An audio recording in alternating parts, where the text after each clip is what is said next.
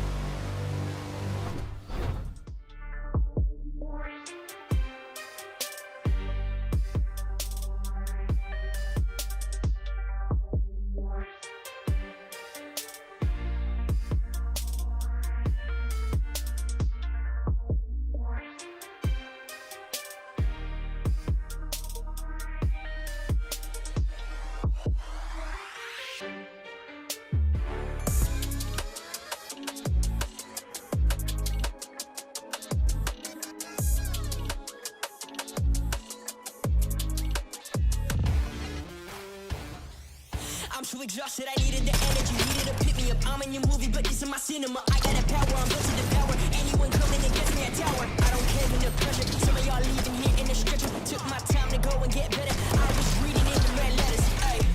Energy, energy, energy. Honey, that energy, energy. Energy, energy, energy. Honey, that. Been here, done that. Wanna know what we came for? Been here, done that. Wanna know what we came for?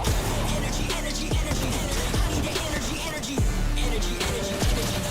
I need that energy, energy.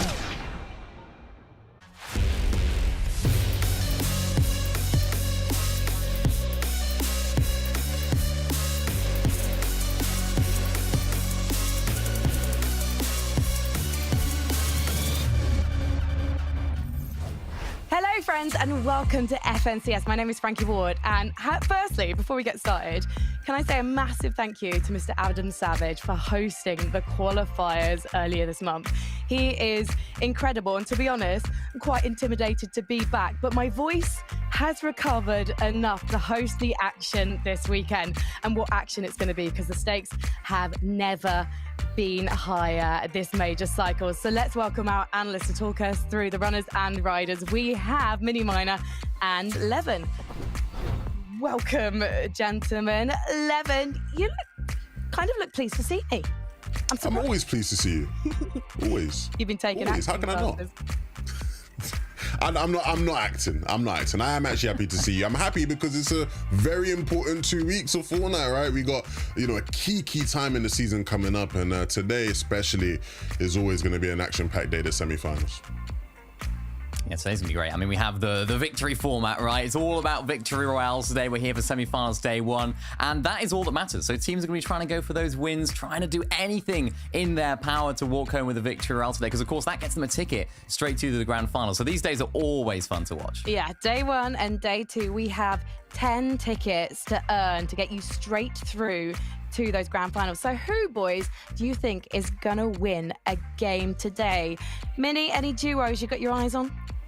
Yeah, I'm on a little duo. I have Volko and Vortexes at the moment that I'm keeping a close eye on. I've been watching them throughout the whole season, and for me, this is a duo that definitely have what it takes to get a victory royale today. Not just because of statistics, not just because of how many wins they've got this whole season. It's all about consistency with this team and getting themselves in the position to actually get a victory royale. I mean, they're landing at the west side of Pleasant Piazza today. Decent little drop spot. They've been landing here all season, and it seems like every single time they perform or queue up into a lobby, they seem to perform really, really well. And I mean, the question mark for me right now about this duo is they haven't necessarily performed as well in set lobbies. It seems to be the open lobby sets for forecast towers and stuff like that we're seeing them use. Those are where really we're going to be getting to see the beginnings of their strategy developing, right? So for me, this is the question mark. Can they actually get this forecast tower every single game? It's a key part of their strategy. And what we see, and the reason why we see them getting this is, of course, because they're going to get to see every single next zone ahead of them. So they fight for this every single time. I was speaking to Volko as well. He said, this is something that maybe we might have run into a few problems with today. If they end up fighting and losing, that could be the end of their day, and that's where they could fall down. Interesting, man. You've been giving them a lot of hype this season. There's been a lot of Volko and Vortexes prop. I don't know, maybe they're stuffing some V-Bucks in your pocket on the side or something. I don't know. It's a lot of hype. I mean, look, I cannot deny they have been good this season. The hype has been warranted. They've been a very consistent team. Will they win a game? I'm not sure. I don't know if I'd go with them to win a game, but I do think they'll do well today. We are looking at a duo made up of two very strong individuals, though. These guys, if they are contested heavily at Forecast House today, statistically, they might actually come out of that fight on top, Mini. Yeah, it seems like whenever they do take that fight, they're not afraid to try and fight for that position. They're really not sort of holding back and dipping off. They really, really want that forecast tower. And both individual players are absolutely fantastic. We see them on the screen right now, 23 and 24 eliminations for both of them. Usually it's sort of Volko leading the way into those end games. And this is just a duo in general that I'm really, really excited for, because today they're going to make those end games more often than not. And even when they do make it into those end games, what I found from week number 1, when they made it into those finals, when they did get into that top 25, their average placement was 3rd. So when they do get into those placement points, they're able to make sure they can make it all of the way. So for today, that's going to be very, very important. And Levin, you're backing a duo that very frequently makes it all the way. Yeah, I mean, usually I'm more on the vibes picks like Mini. Like Mini's gone with a pretty vibes pick. Of course, Vortexes and that are good, but he's gone on vibe. And I usually like to go on vibes, but I thought this week we got to go by the numbers. Let's look at who's actually been winning games in the qualifiers. And if we take a look at those numbers, there is one team that reigns supreme, tied with another one. But we'll say there's one team that reigns supreme. It's SETI, it's Cammy. They've been so good. And I mean, you know, of all the teams, they've won the most. Of course, like I said, paired with Vico and Pink, they've also got 4 wins in the qualifier round 4s that we've had in the previous weeks. And to me, it's interesting, Mini, because, you know, Cammy and SETI aren't necessarily this like high-flying team. Like we know that they're gonna do good, but it's sometimes almost like a boring good in as good as a way as I can possibly say. But they've been one of the teams that always seems to have it figured out, right? Like they're always gonna be ahead of everybody, and that's shown in the qualifiers so far, where they've been able to pick up wins more than other people. It's shown just in every single, you know, area that you watch them. They really just seem to have a good grip on things. The only potential sort of question mark about them, and the only maybe concern, would be the fact that they actually don't have as much experience in these types of games. When you look at the sort of win and go home or win and qualify through type of games, they actually don't have much experience. Cammy's never really had to play in any games like this, so this will be his first time. SETI has before, back when he played with Chapix, and when he did, they won. So, you know, the little experience he has, he was successful in. So I think they'll be good. Regardless, they've shown that when there's high stakes, they perform. They're big game players, and so I have no doubt they'll win a game today. Yeah, and they're one of those sort of teams that just do have 2 very good individuals as well. We often talk about Cammy and SETI just being a collective duo, but this season it seems like more than ever almost, both players are really pulling their own weight. We've seen solo clutches from Cammy previously. We've seen SETI popping off as well. We've seen both of them taking the lead in endgame and taking different roles at different stages of the game. This is a duo that just seem to be able to answer any question that's thrown at them, and that is a big question for them today. They haven't been able to perform in these sort of lobbies before. How are they going to do? Are they going to be able to match up to the rest of the lobby? Realistically, I think they will. They have a great drop spot. They have a great strategy 11, and I think both of our teams here, they're looking pretty strong. And I do want to just add quickly, they haven't had to play in these type of games just because in the past they've been so good that they could have just skipped them, yeah. Right? We got to make sure we caveat with that. I want to make a cheeky prediction. I was jumping in there, boys, because I'm chomping at the bit to say this one. Just going by experience of watching SETI and Cammy, I don't think they're going to win 8 games today, but I think they're going to win one tomorrow. Because if you think back to global championships, how SETI and Cammy almost came from sort of middle of the pack to nearly taking the whole thing just shows how adaptable they are. So they might not be used to this kind of lobby, this kind of competition, but I definitely think they're going to give us a masterclass by the end of day 2. And speaking of masterclasses and maestros, Takata and Jacob PR, I want to hear who you're predicting to take a VR today. Thank you so much, Frankie. Look, there's a lot of options, but Jacob, I want to go with some veterans, Merstash and Malibuka. They've been here for a long time. They're actually one of the 15 duos in the upper bracket that have competed together previously in FNCS. So they have that chemistry, and you know, I've got hopes for them. Yeah, they're just playing absolutely insane when they get a chance to play some of these games out.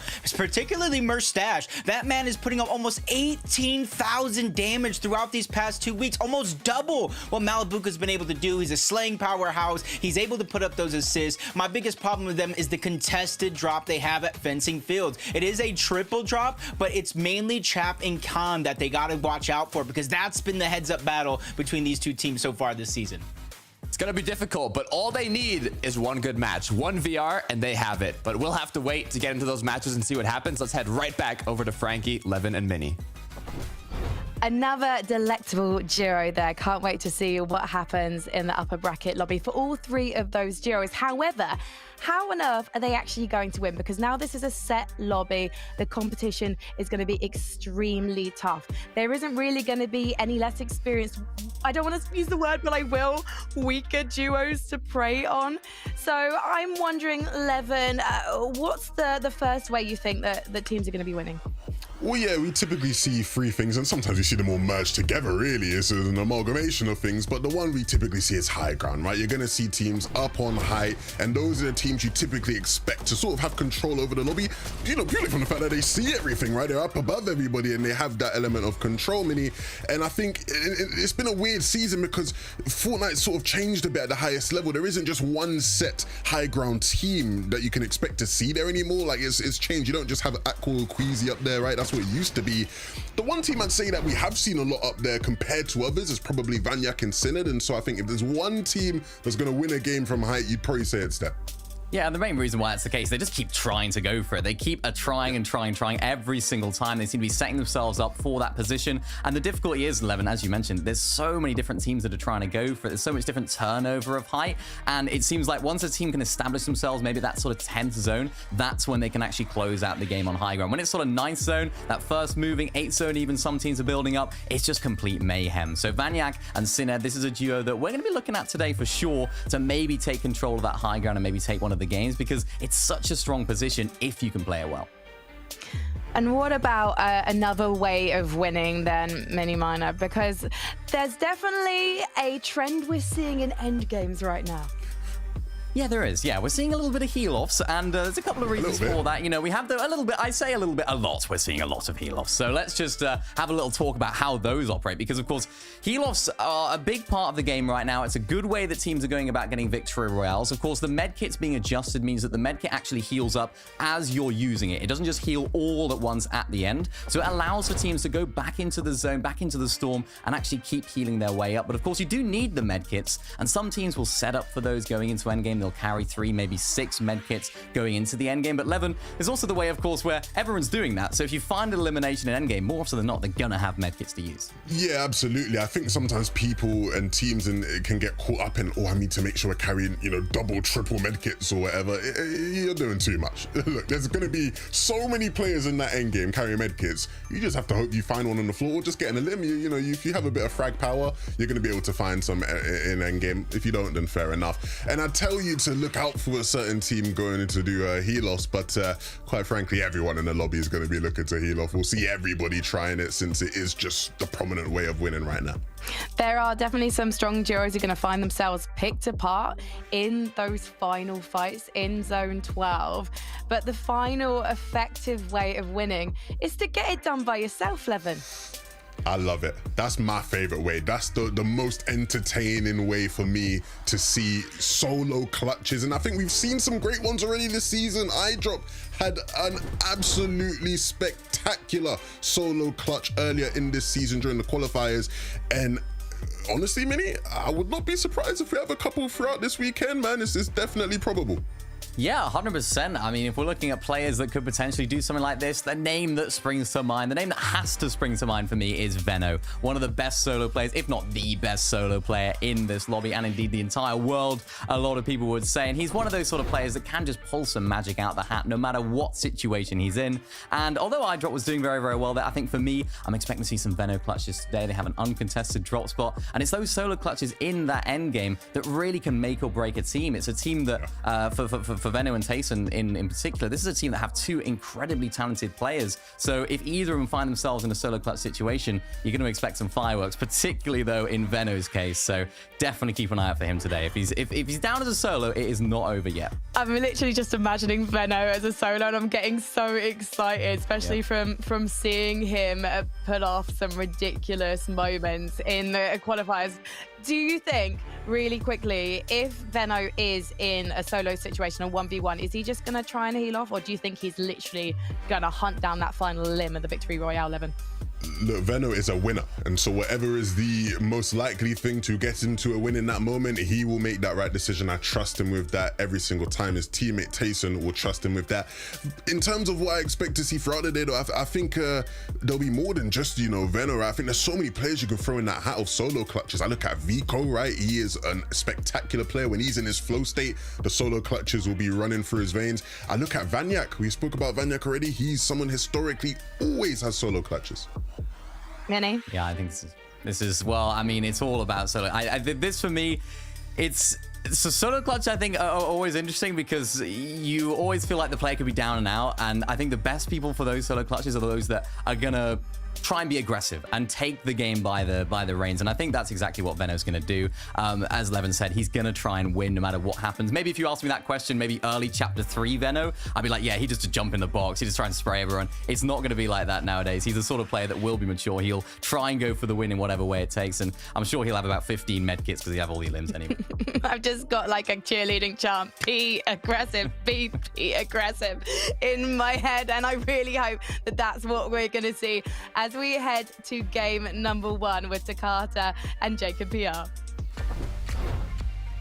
Thank you so much, Frankie. Look, Jacob, time is now. We've been through 2 weeks of qualifiers to get here today in the semifinals. We are going to be focused on the upper bracket. So there's 50 duos competing today, set lobbies, and all it takes is 1 victory royale. Yeah, and I like the way you brought up the last weekend. The biggest difference is now it is a set lobby, and it kind of does stuff to some of these players mentally. You cannot play it the same. I repeat, you cannot play these set lobbies the same as you did your previous rounds of the qualifiers to get up into this point. And that's why we're looking at some of our superstars of the past to really gain that complete form. You know, we were talking about Malibuka and Mustache. They had a fantastic week 1.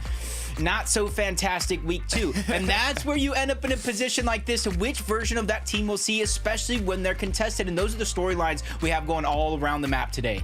Yeah, you got to put in that extra work. You got to do your homework for these semifinals. You know which duos are going to be in the surrounding area. You might know which duos are going to be contesting you. So you got to prepare, kind of figure out what that game plan is and what you're going to end up doing to get that victory royale. I know Levin, Mini, we're talking about it a bit on the desk, but there's going to be a lot of heal-offs. I think we're going to be seeing a lot of players trying to just survive in that last zone and try and kind of take home the VR from that way. But, you know, I want to see a bit more action, Jacob. I want to see those late game kind of clutch moments, but we'll just have to see. Yeah, and you got to take note that if you don't get the VR, right, you still can qualify to next week's upper bracket through points. And I'll continue that thought in a moment because the time has come. Game 1 starts now.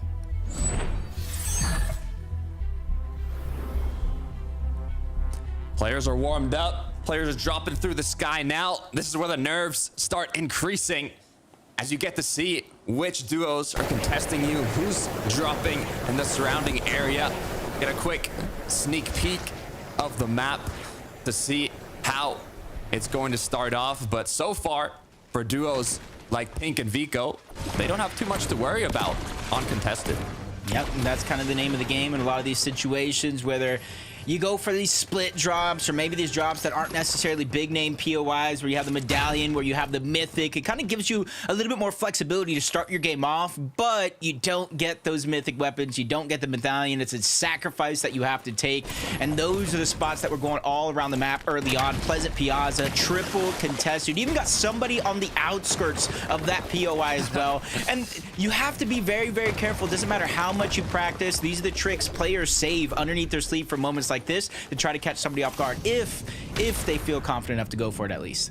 Yeah, I mean, Pink and Vico were one of the only 2 duos alongside Cami and Seti as well to get 4 victory royales in the qualifiers. So it shows that they have that consistency, but all they need is 1 now. They got 4 in the qualifiers. They got 5 matches to get 1 today.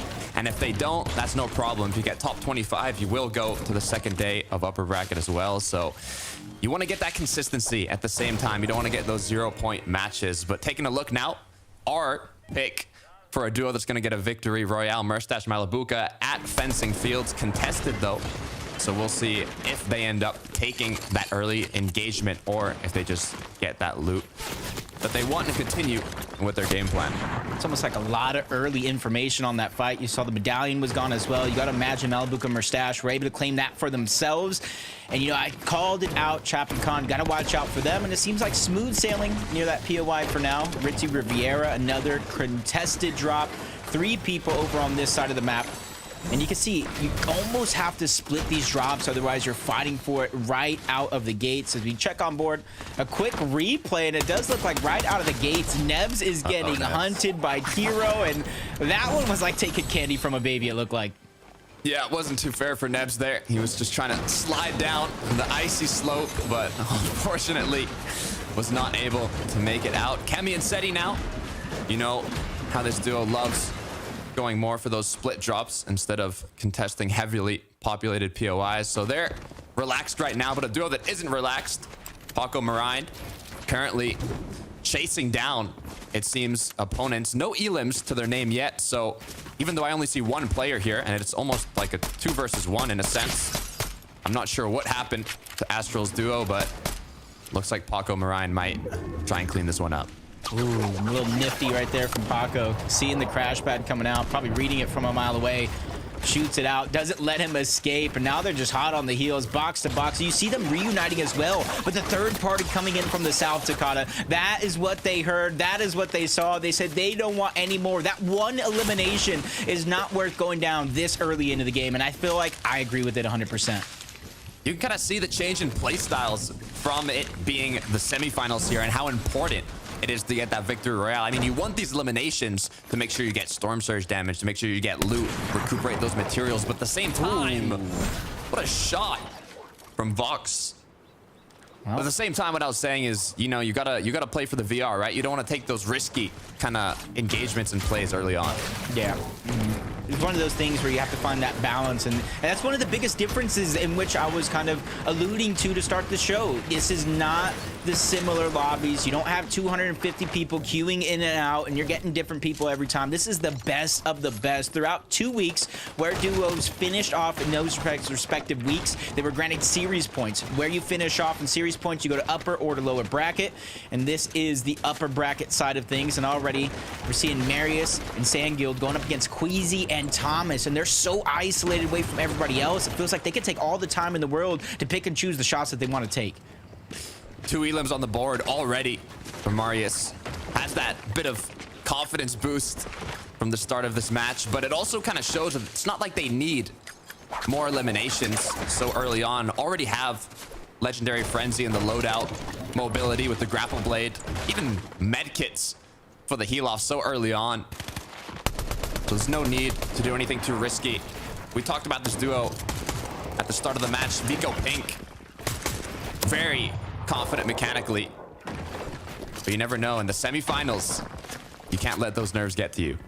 And I feel like this team just they have so much experience in similar situations. It's a new format, so it's not going to be exact. But remember, in the Global Championship, they went up against Cold and Acorn in the upper bracket. It did not go their way, but they had that second chance. So now they know what it's like to play with their backs up against the wall. Win and you're in scenario for them. And this is a great opportunity for them to continue the run that they've been having this season. They've been playing phenomenally on spawn, end game, start of game. No matter what it is, it seems like they have the blueprint down packed.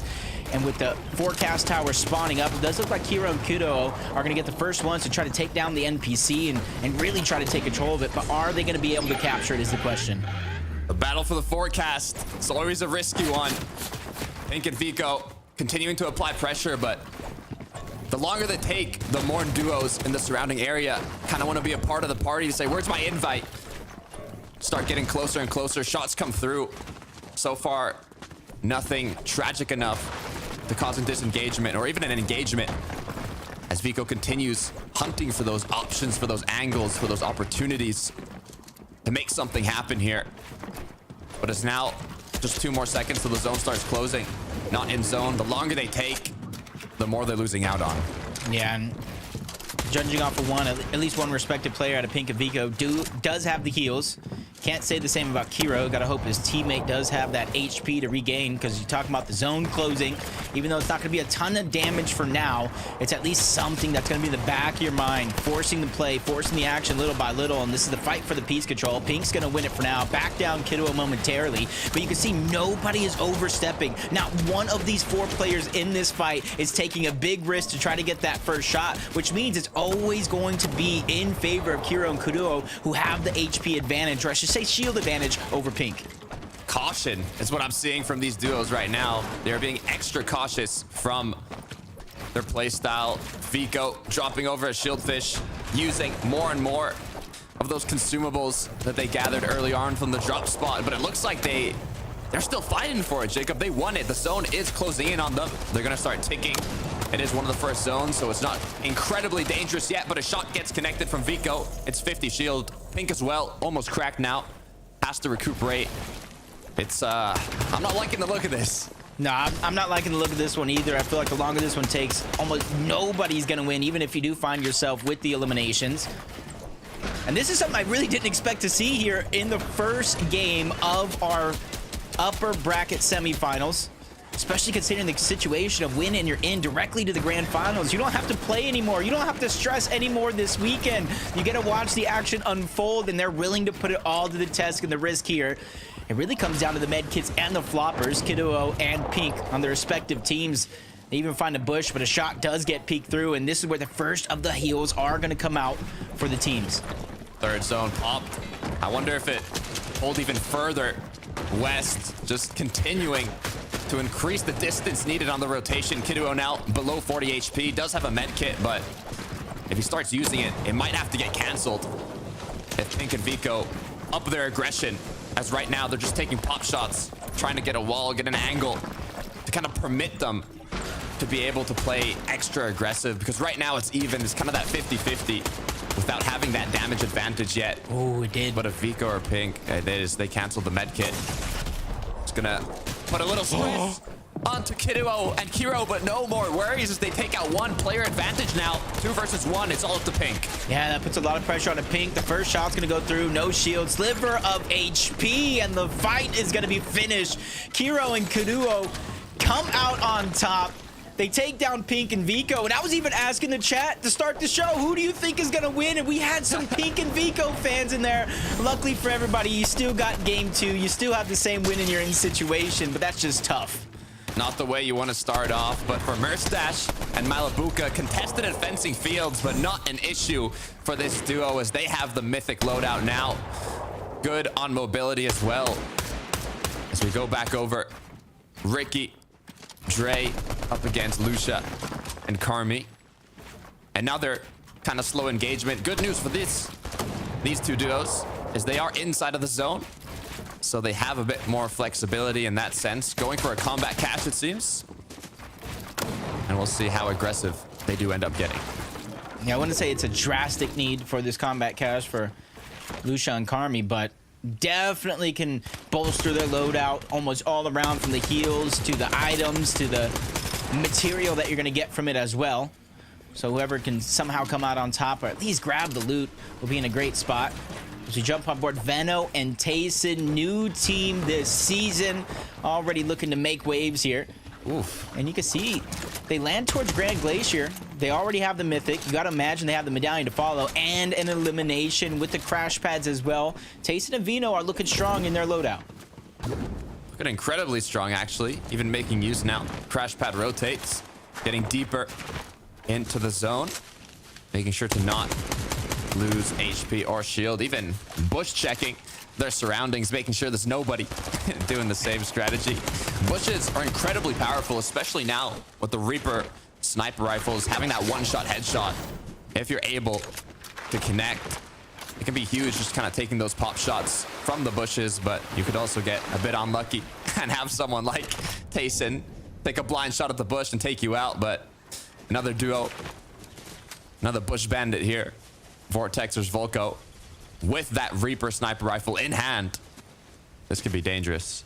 Yeah, and I like the way Mini picked them to be one of the teams he thinks is going to make it out through a VR. They've been playing so good recently. It doesn't matter if it's a third party, an FNCS, a Duo Cash Cup. These guys have nailed down their plan, and they're seemingly executing it game after game, week after week. But this is a different style of lobby like we talked about. This is a set lobby with the best of the best, with pressure on. 5 games, you win, you advance directly to the grand finals. 6th through 25th place goes to the upper bracket round 2 tomorrow.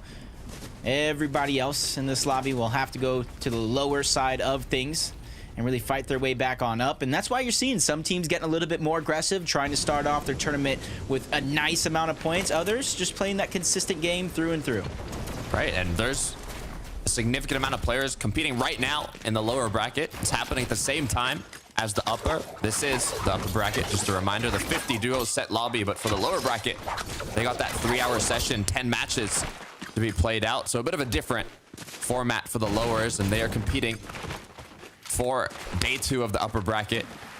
So good luck to all the players participating there. For iDrop and Nebs, though, feeling happy. They got into uppers day 1. And now have those 5 opportunities from the 5 matches today to get that victory royale. Pretty clean rotate here. They have the grapple blade for mobility. They have the double, but it's all about getting those med kits, getting those floppers, getting those heals. The Flowberry Fizz to help you in the later scenarios. Zangi now fighting at Rift Island. Yeah, it's just funny seeing this whole fight go down kind of like at the edge of Rift Island while Malibuca and Mustache just kind of calmly collecting.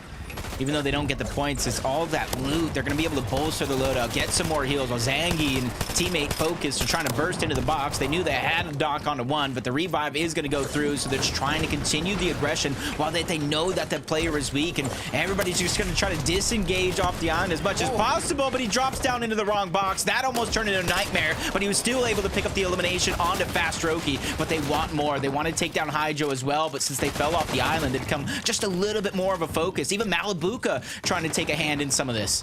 The third party came through, and I wouldn't want Mustache and Malibuca to be the duo that's coming in on the engagement here. Already 3 elims to their name. They did get 2 right off rip in fencing fields against the duo contesting them. But this duo already has enough loot, has enough materials, and everything they basically need if they can continue farming up here to play out this match. And they know that all they need is that victory royale. We'll take a quick look at how they ended up getting Hydro here. Oh, it was just a quick pick, basically a piece of candy for the duo. It's just unfortunate. He was just trying to get out of the 1v2 situation. He did a lot. He even got the revive in, but they're just waiting in the wings for that perfect opportunity. And since they kind of pushed everybody off of Rift Island, I expect the next time we see Mustache and Malibuca, their materials will be looking much better than where they are now. As you see Reason and Bag Chaser, they already got the snooty steps loot. You can see it in that hammer pump shotgun. You got to imagine they have Medallion as well, but they're just outside of the zone. And they're just kind of watching out, seeing where players are. They know a team is going to be directly next to them, either above or below. And that's why they're taking their time with this rotate. They don't want to get tagged up by them or anybody else in the distance. 78 players up. They're probably thinking they had no eliminations, you know. Need a bit of damage, need to find a bit of tags. And with that high elevation, in theory, you would get quite a few opportunities. But if you look at the minimap in the bottom right, it's not like there's a lot of duos in the surrounding area to get tags on. So if they continue waiting here, could be difficult. Although they do have opponents right above them. For Cammy and Seti, though, taking a rotate on the edge of Storm. But it's Queasy and Thomas HD close by. And we know what aim Thomas HD has. If he has a Reaper in hand, it could go quite poorly for Cammy here if he's not cautious. 172 above. It's good, but it's not good enough. They're gonna have to continue looking for those shots, looking for damage as they continue rotating. Yeah, where they're at right now is enough to feel comfortable to rotate the zone without forcing any plays, but it's also enough to feel very, very uncomfortable the later this game goes, especially if you're not able to secure the shots.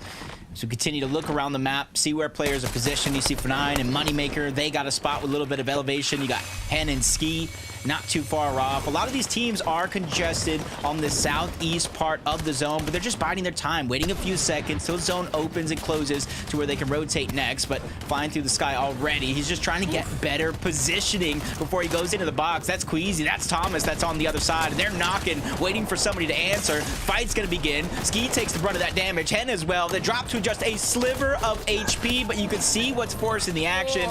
It's down on Surge, and now they're able to pick up Queasy, pick up some Surge, and feel just a little bit more comfortable in their game.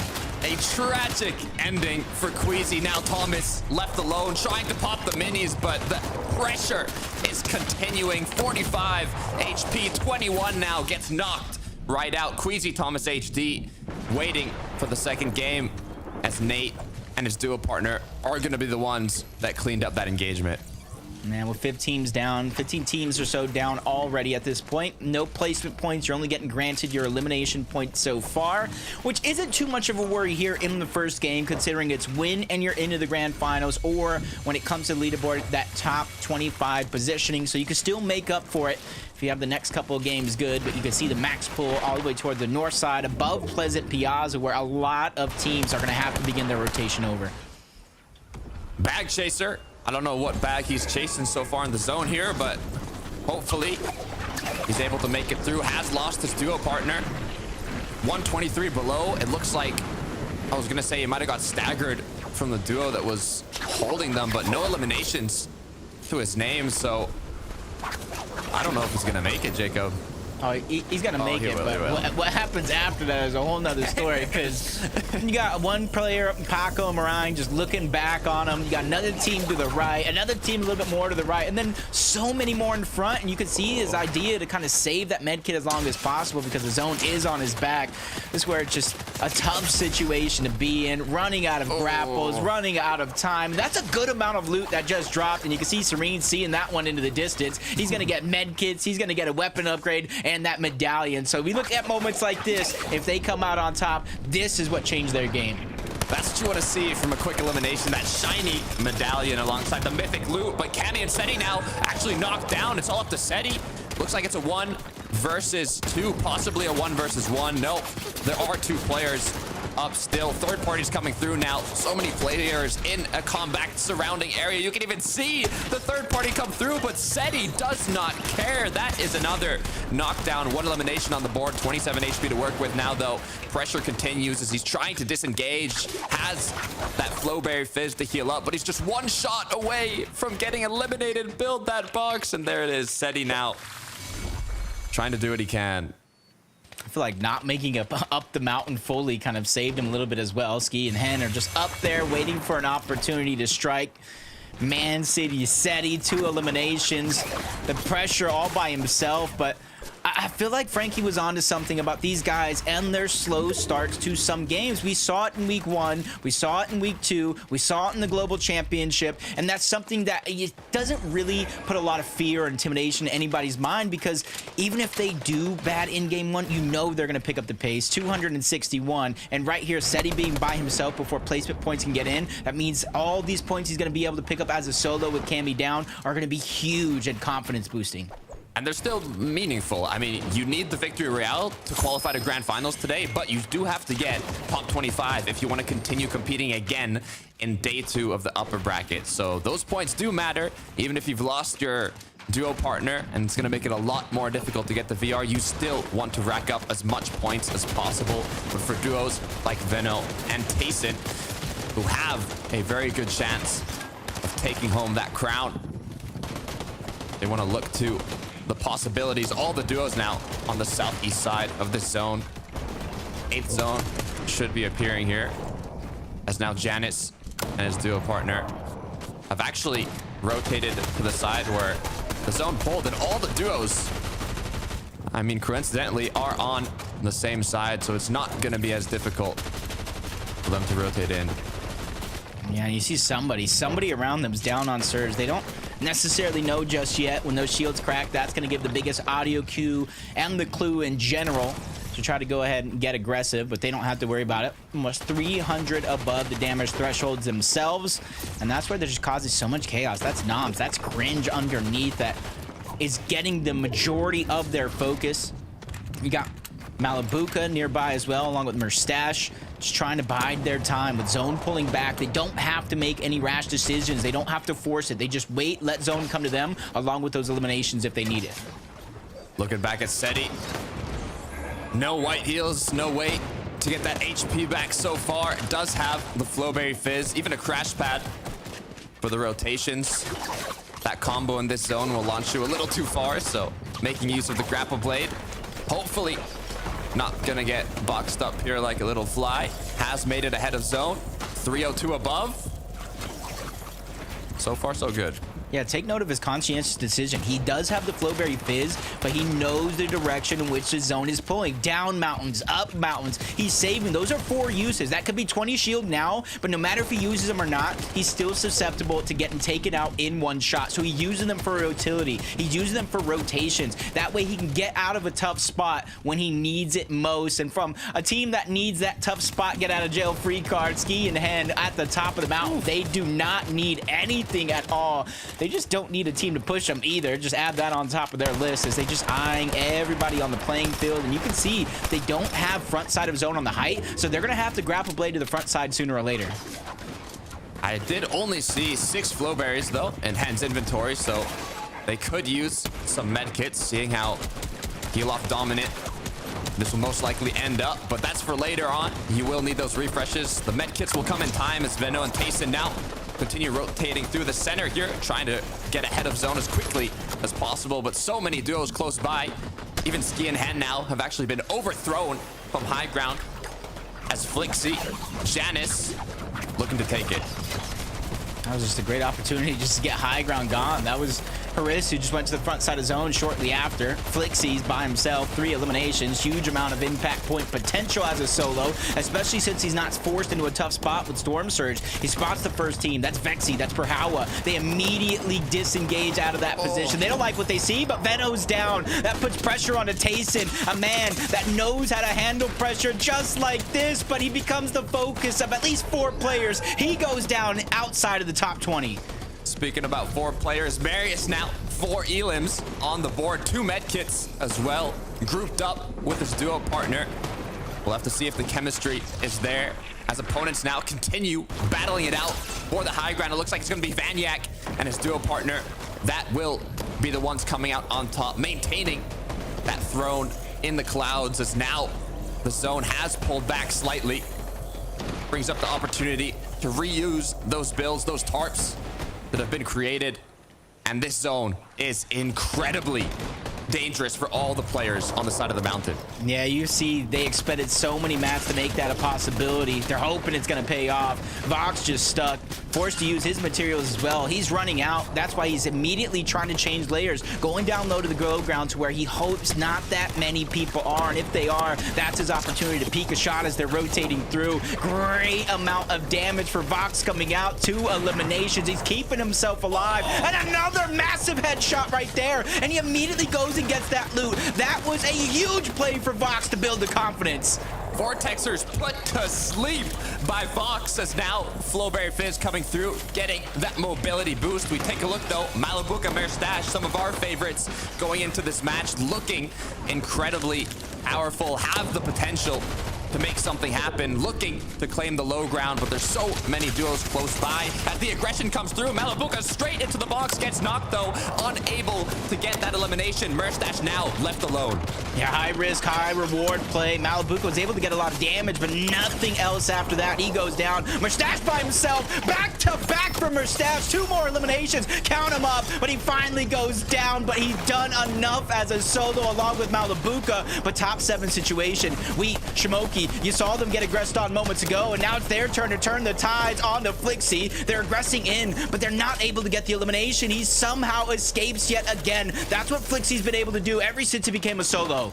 Sined Vanyak up above, only 4 duos remaining. This might not even become much of a heal off. I don't see any players with medkits as Vexy, Porchawa now down below, low ground, 3 medkits dropping, switching it up, trying to see, hey, we gotta plan this heal out off. There's only 3 duos, 4 players now up. It's turned into a 2 versus 2, high versus low. Yeah, I don't think anybody really contest him in the heal off department other than Vanyak on the high ground, but Sined with just a sliver of HP. Vanyak has a huge lead in terms of those medkits. It's just about what can they do when they drop down low. Sined's just trying to fight everybody off before he finally gets dropped by Vexy. But Vanyak runs to the backside of the zone, has some height, and the heal off will begin. Vexy's gonna be the first one dropped. He had no med kits. You saw him moments ago, giving them all over to Perhawa, who started the heal off a little late. That could be the blessing that he needs, but Vanyak, a little stagger on his second med kit use. That's gonna go ahead and give it back on over to his side. Perhawa running out of time. He only has 1 med kit left. He has to use that grapple blade to go in and find this elimination at the final moments. And this is it. With seconds left, Perhawa is going to have to go in. Vanyak has 1 more med kit left, and he's hoping that it is going to be enough. And with the fact that we're still going, he's now on the chase. First shot's going to go through, cancels the med kit, but it's not enough to take down Vanyak and Sined, who have just qualified to the grand finals. Our first duo from the upper bracket taking their slot in the grand finals. Sined Vanyak are gonna be the first ones. What a way to finish it off. They had the medkit advantage, 4 total medkits for the heal off, and it came down to the wire, but they were able to keep their calm, stay collected, and take the VR. I felt like the qualifiers Takata were foreshadowing just this, and they slipped under all of our radars, because game after game, week week after week, we saw them build high ground. We saw them waste thousands of mats, even at times, because of the siphon mats they were able to get on elimination, and they're able to hold on to their position in the high ground. Practice makes perfect throughout those last 2 weeks, and congratulations, boys, you earned it. Look, it showed. We can see how this came to be as Sined was dominating the players down below. That was his job. He knew that his duo partner Vaniac was going to play the heal off, so he just had to cause disruption on the low. But Porhawa did a great job as well, using all the med kits. But once he realized that Vaniac had the advantage, had one extra med kit in the inventory, he knew he had to get aggressive and was unable to hit that hammer pump shot needed to take him out. Yeah, during that replay pack, because the last elimination you saw Sined get, it wasn't so much the eliminations that was important. You saw a med kit drop out of the inventory. He immediately gave those on over to Vaniac to take the game. But there's so much action in game one to break down. I'm gonna throw it over to Frankie and the gang to let us know what's good. What's great is this format, guys, because I have never felt so tense during a heal-off, knowing that whoever would win would get a ticket all the way to next weekend's grand finals, not have to play again. Because here's the thing about Vaniac and Sined, Levin, you've been saying consistency hasn't always been on Vaniac's side, but when he pops off, he really pops off, and now he doesn't have to play again this weekend. Yeah, nah, I'm super happy for Vaniac. It's not about Vaniac I said that about, though. That was about Nebs and Nigel. I will say with Vaniac, though, he's always been that player that gives you that electrifying moment. And I said I would love to have seen it today. And it's a shame we won't get it, but we still got to win. And I'm sure that's what they care about more, right? I mean, like, he doesn't give, any care in the world about not actually doing a big solo clutch. They got the win. They did it from high, which we also expected to see them up there. So nice win from Sined and Vaniac. Yeah, exactly as we expected it as well, really. Going up for high. We talked about it at the beginning of the show. These guys are always going to try and go for high. They're going to try and make something happen. And a really nicely played high ground win there. We saw Sined dropping down to pick up those med kits for Vaniac. And you can see only a few eliminations right there for these guys. You could tell that they were really just prioritizing that high ground position. And the way that they went about it was absolutely perfect. They took high off the team on there at the 10th zone, I believe it was. And you saw the way that zone, that final few moving zones went. It was all the way around that hill. It just forced all of the players down below to battle it out. Nobody had anything, any materials, any heals, anything down below to work with, and it was just the high ground dominance that really won them that game. Minnie, was there anything that the duos who were stuck on the side of that mountain, was there anything that they could have done in that situation? Because I was watching all of them and I was just going, they're just gonna slide out of that zone and to their doom.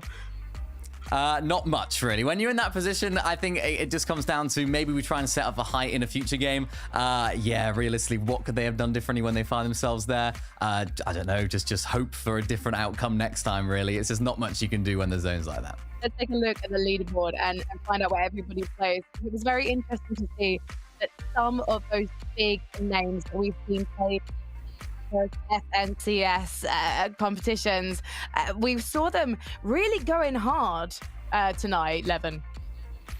Yeah, no, like I'm no surprises really about what's going on here. I think the big thing is that, if you're Sined and Vaniac watching on now, you're going to be looking at let's see who wants to maybe take our POI now. Let's see who maybe wants to be a threat for us come grand finals time. But they can kick their feet up now. Things are good for the rest of the teams here, though, Minnie. I think the big thing will be, right, can you now start to push yourselves into better winning positions? It's good to be consistent. I think we've sort of the whole day been talking about, you got to win the game, win game. If you want to get a chance to stay in this lobby for the rest of the weekend, you still have to, place well in the leaderboard. Yeah, I mean, you want to make sure you're inside that top 25. If you don't find yourself there, then you'll be finding yourself in the lower bracket as well. So, we just saw lots of different different plays there as well. Just for, a way that some teams are actually trying to play for that high ground. Some teams are trying to play for consistency. We saw Mustache Malibuka in that low ground area. They were just completely fragging out, trying to go for some crazy eliminations. And for me, this is a team that can do it. They can come out with a win. But for now, they didn't quite make it all happen there at the end, Levin. It was a kind of a crazy play towards the end for Malibuka. A last-ditch attempt, maybe, if you like, to try and get some of those materials. And this is not a duo that we expect to not be outside of that top 25, right? They're going to be in there. It's just whether they can get a win. crazy's generous. You know, when you've got free med kits jumping into the box side. I know you ain't got no materials, but you know, that's why we see the more composed teams, you know, maybe play their med kits and try out here in that sense. I don't know. It's Malibu and Masash at the end of the day. These are the kind of things you expect from them, really, and it pays off at the end of the day. So, you know, who knows? We'll see a couple more times, I'm sure. Well, looking ahead to the next game, do you think we're going to see some of the duos we expect to do well, who perhaps were disappointed by what happened in their placement in the first game? Do you think that we're going to see them quickly adapt and learn from their mistakes? I'm thinking, for example, of Queasy and Thomas now 11. Yeah, absolutely. There was a couple teams that went down quite early there. Queasy Thomas was one, Vico and Pink was one, right? So you got to really bounce back into the game and get into your rhythm quickly.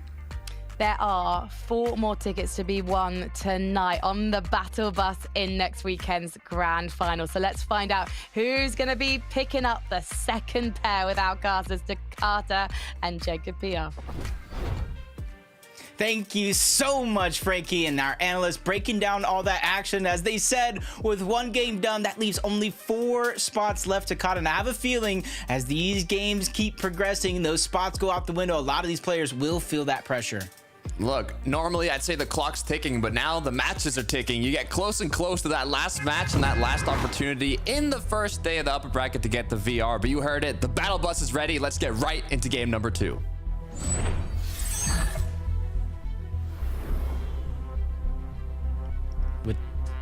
With time winding down, this is where a lot of people will be put to the test. But I will say, if you were able to pick up some points in that last game, at least you're not starting from scratch in terms of that leaderboard. If you don't win a game on the day, you can at least qualify for something.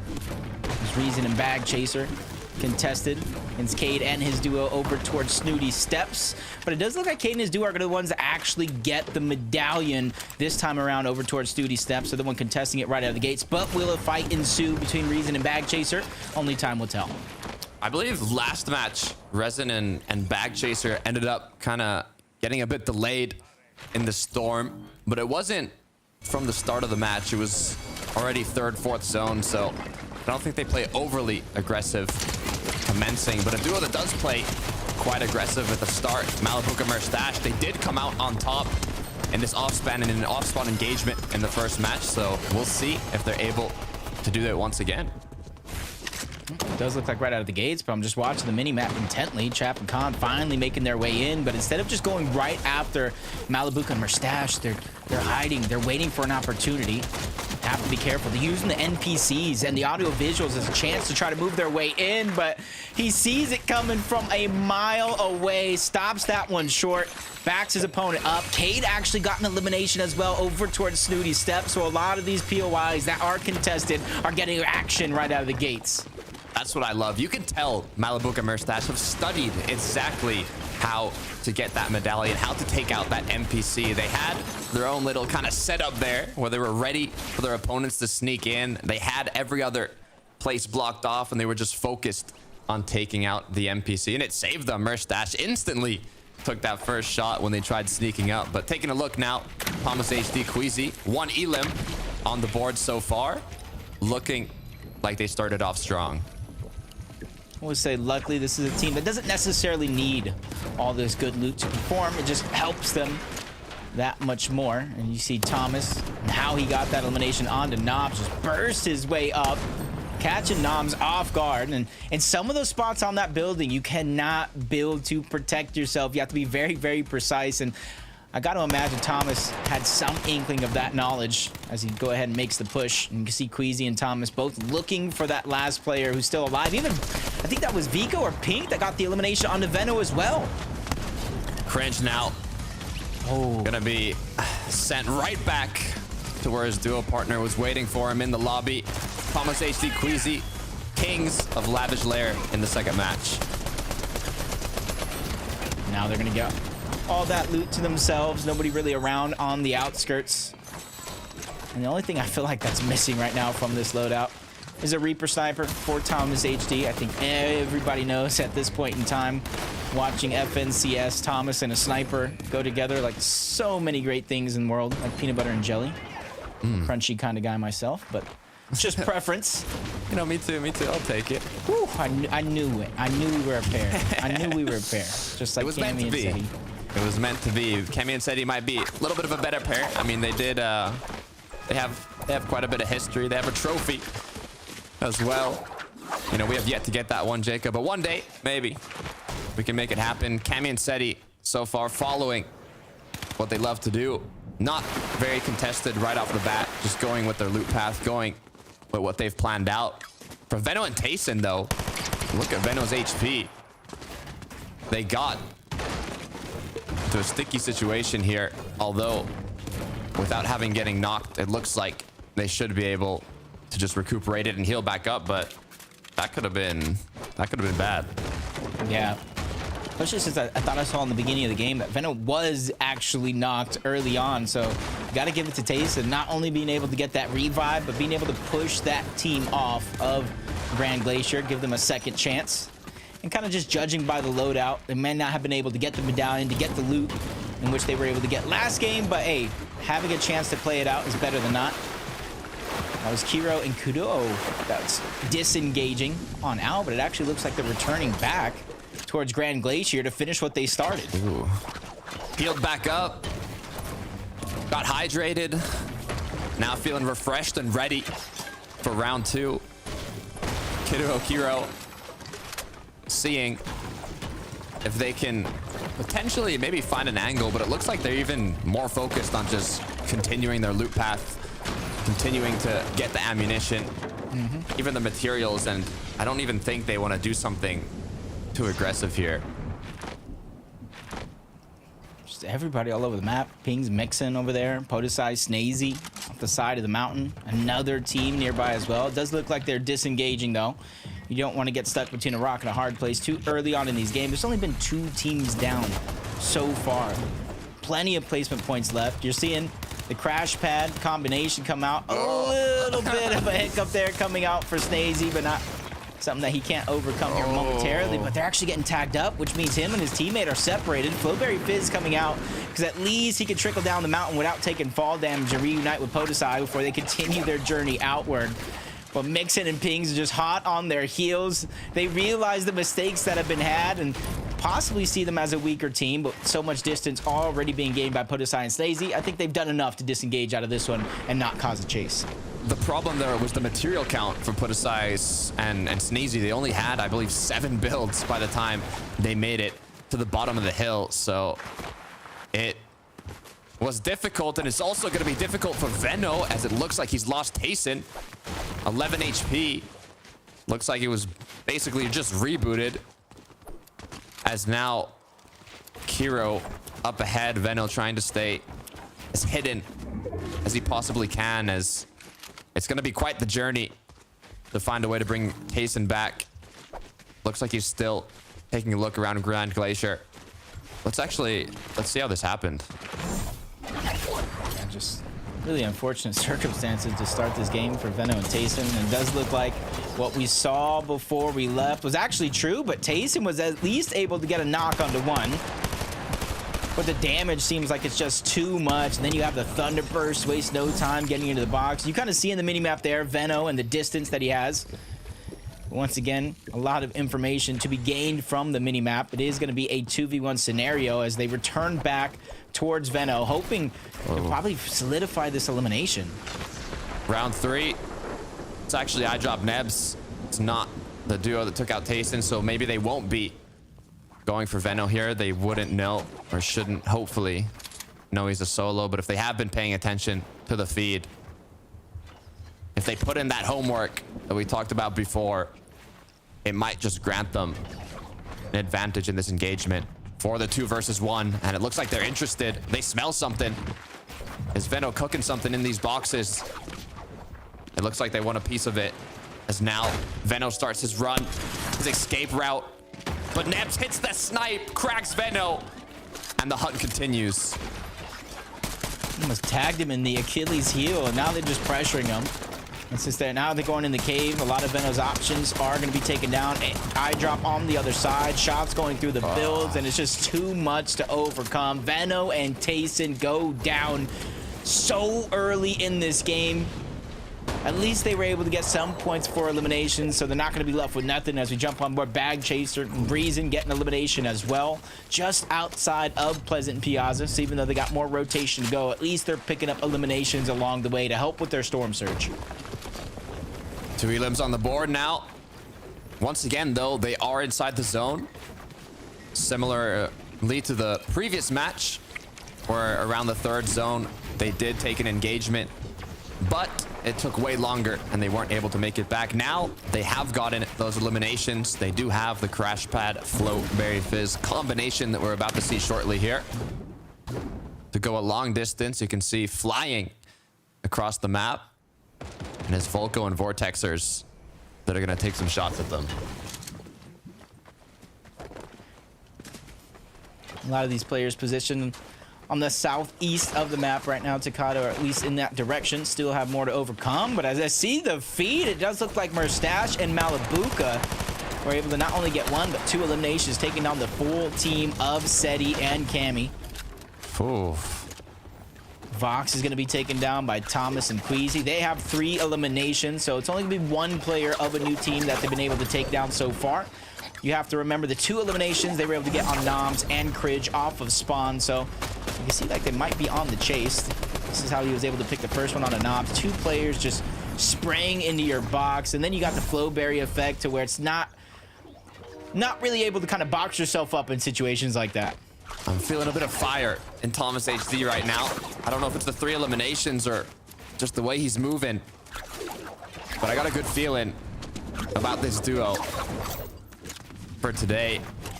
I love seeing that Reaper sniper in his hand. Looks like they're going to be rotating on the edge of Storm here, making sure they're maxed out wood brick. Hopefully can get a bit of metal as they get closer to the Lavish here.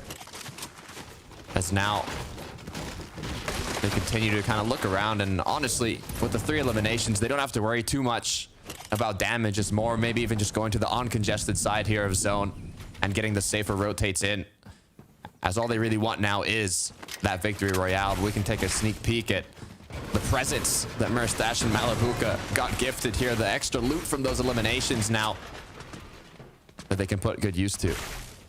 You know, in most cases, I would say teams that started the game in 6th place don't have too much to worry about. They're on a consistent track, at least to qualify to the next stage of the upper bracket instead of falling to the lowers. But Malibuka and Merstash, they have their eyes set on a win here today. They want to go ahead and bypass the entirety of the rest of the weekend, just like Vanyak and Sined so far. And you can see that in zone for now, but they want to get deeper in towards the zone. Crash Pad rotate. There was a little bit of 2 separate directions, but the Crash Pad rotate with the grapple blade, that's not too much of a worry for them as they're quickly on the same track trying to reunite. But you can see Malibuka is going to be one that picks their position in towards the zone. And what a nice kind of pre-rotate coming up through. They knew it was going to go deeper, probably had some inkling due to Rift Island. So now they can be probably one of the teams that's positioned the best in the zone. I was wondering, was that a miscalculation when they went 2 separate ways, or is it something that I haven't figured out yet? But it looks like they're grouped up now. Wheat Shimoki are going to be the ones on top of the Reckless Railways building here. Have a good amount of vision of the surrounding area. A lot of players going to be rotating through here. A lot of players already boxed up, trying to refarm their materials in the buildings. It's a good place to be to get tags, take shots, even with a train coming through. Hopefully there's no sneaky people hiding on it. Rift Island appears now. Opens up that opportunity to box up the rifts for mobility, or even just try and take the island for that extra loot, or get that damage, as you know there's going to be players around here. Yeah, for them, they absolutely need this loot, because Dre's going to use one of his med kits, all of his bigs, just to heal up to 200 effective shield and HP. So it's almost going to be a must, and you see his teammate just trying to go ahead and farm up while he's capturing. Him and Ricky seem to be the only players up there without contestation, so got to imagine it's going to be solidified. As Shaco's and Sky Dune positioned above SS Double and his teammate. Not the most comfortable position to be in, but as long as they're not trying to push their way upward, might not have too much to worry about. But here in the Flowberry Fizz, that's at least something you got to watch out for. You calm that over to your teammate. You let them know, be careful. They might try to hop up. because information is so important at this stage in the game. It grants that mobility boost, like you're talking about. Jump higher, make it further, and if you combine it with the crash pads, you basically turn into a bird flying through the sky. Shake cost now, Sky Dune. 75 above, not liking the loadout too much. I mean, you've got the weapons, but only 56 shots in the Striker AR. 26 on the hammer pump's enough, but 3 minis, 2 open slots. 75 above. I don't know. The more I look at it, Jacob, the more I get stressed out here for Skydun and Shakeoffs, but they've got a pretty good base built up. Not a lot of duos in the surrounding area, though. They're all quite far, and with the amount of ammunition they have, it's not like they can take a lot of shots. Yeah.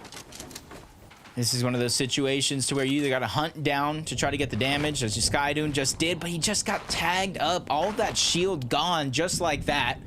And you can see him just returning back with Shake goes, hey, maybe I made a little bit of a mistake, but you got to give him A for effort to at least try to get the surge instead of just kind of staying stagnant and letting the problems come to them. Bag Chaser was taken down. Chap might have been a trade between the two, but you got to be careful. Paco and Marine are right outside a lot of these boxes. And this is the moment for Reason. As you can hear the weapons cache being captured, that he has to capture this in order to get back into the game. If he does not, I fear that Reason will not make it too much farther in this lobby. Praying for that med kit, for anything to get his HP back up. Paco Marine. 3 med kits. Not in zone yet, but they're close. Issue is, so are a lot of duos around them, all with the same idea. And all it takes is one shot from that sniper rifle to take him out, as now Resin has picked up combat cache, has gotten the med kit, starts to use it. The pressure's being applied. This duo got eliminated earlier on last match by Merstash and Malibuka. Now still in the game, as they're gonna try and scavenge up what was left over, but be careful from the backside. Players going through their tarp, but Chapwin is gonna be able to get out. Khan as well. Now regrouped. It's like a breath of fresh air, a sigh of relief. Even Marine's still trying to shoot shots in that direction. So the first 2 teams are going to disengage outward. But a third one slowly but surely rotates in, and that's why you see Paco and Marine slowly but surely staggering their position. They're 28 below the damage threshold.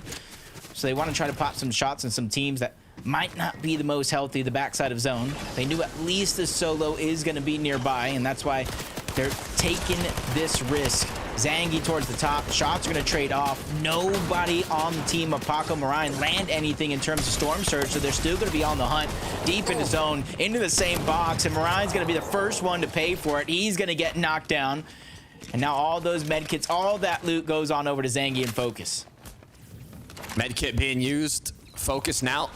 Recuperating what was lost during the engagement. They've got the damage they needed, close to 300, but now 6 zone is going to appear. It appears far.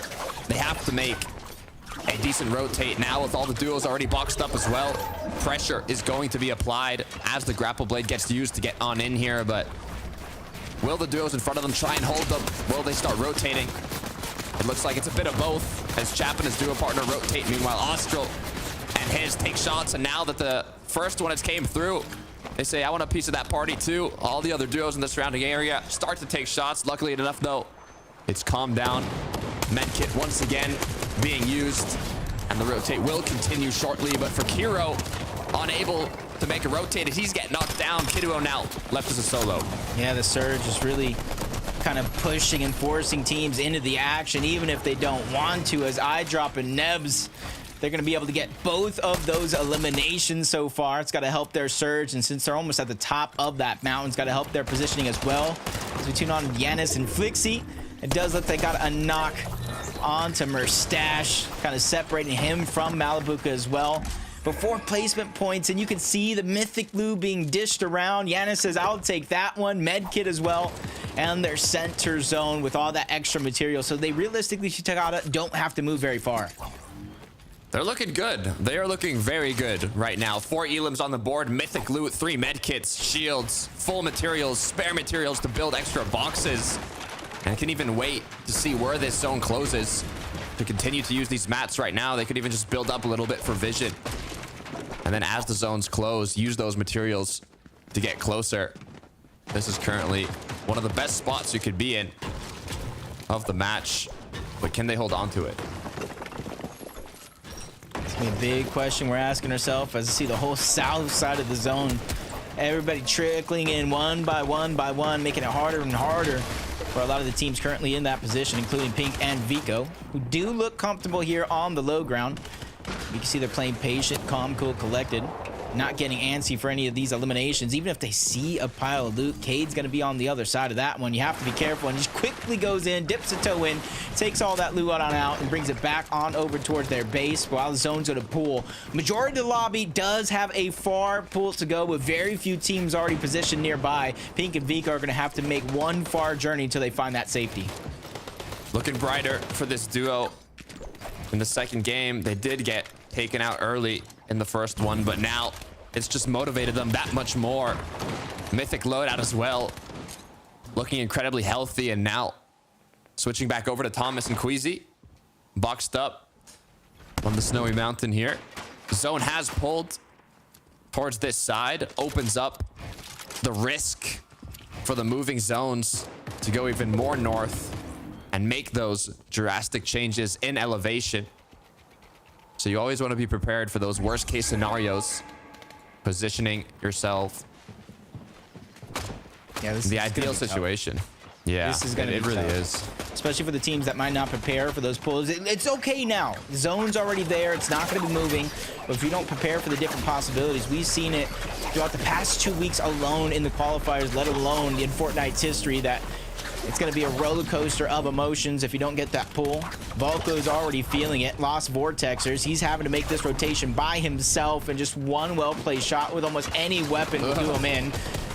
And he's running out of builds as well. The stacks, the odds are all against him here, but at least he found a crevice inside of the zone that he can hang on to, pause, think about what he needs to do next, and formulate some sort of strategy. Flowbray Fizz getting put to use, fizzing up his little crevice, but the unfortunate news is that there's no materials. You said it yourself, Jacob.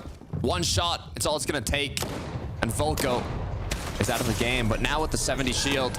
Oh, tough. I spoke a little too soon there. I had hopes, but Weed and Shimoki took those hopes from me, as now they've got another Elam on the board. And I see Malibuka close by. Didn't see Merstash. I saw Malibuka though.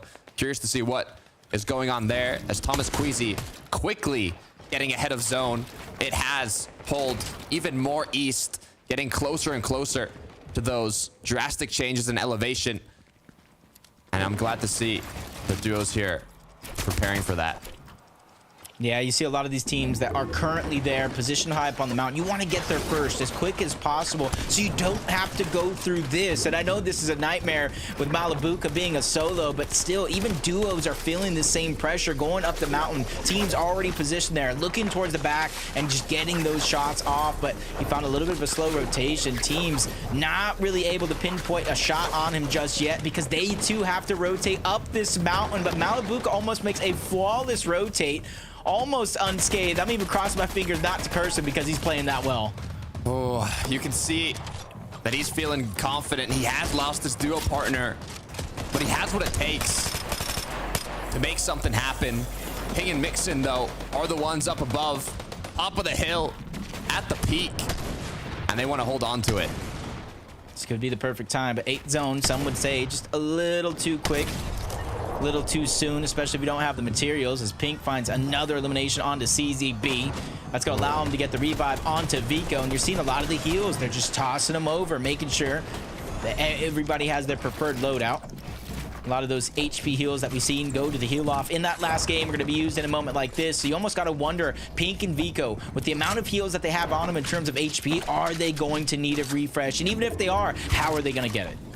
Zone pulled south, did not go directly to the water, which is good for a lot of these duos, but it could pull back. 9th zone now, pressure is on. This is where you have to make something happen. Vexy, Perhawa, 2nd place in the first match. Just one away from the VR. They had a bit of a taste of the grand finals, but they're not there yet. The job is still yet to be done as Malibuka continues playing it as a solo. Yeah, and you can see he's staying on these high layers. He doesn't want to get stuck down below, look weaker than he actually is. And he's using that grapple blade almost perfectly, saving a ton of his builds from point A to point B. You're going to see him do that again. And once again, it's the elevation that he's capturing in a lot of these positions. Even when he gets aggressed on, you see him not taking the time to drop down low. He doesn't want to get stuck in that mess. Great plays by Malibuka, weaving in and out of these builds, but only 127 above the damage threshold. Push is going to come to shove eventually. Once again, double pull south. You can't reuse your tarps. You cannot reuse the materials when the zone continues to pull far like this. And it's Thomas HD capitalizing on all these duos that are using the grapple blade to conserve materials on these rotates, as Mixon and Ping still up above. Yeah, buckle up, boys. The roller coaster is going down the mountain now for a lot of these teams. If you're rotating first, that's where you're going to get noticed, but everybody's going to begin to jump on top to try to go ahead and stay away from that low ground layer. Great movement by Flixies and Yanis to stay ahead of the pack, front side of the zone. Malibuka still doing wonders by himself. Found elimination towards the bottom. That's Nems he's able to clean up. Still trying to get in the box, and eye drop soon to follow. Malibuka, 2 eliminations. Huge refresh in terms of materials, keeping himself moving forward in this game. And he is not done yet. Looking back over at Flixie, Yanis taking out height. Now they want it. They want to overthrow Mixon and Ping as the battle commences. Another chop down here. Now just has to connect the shot. Mixon, though, still fighting. He wants it as Flixie now put into zone, but it looks like they've taken it.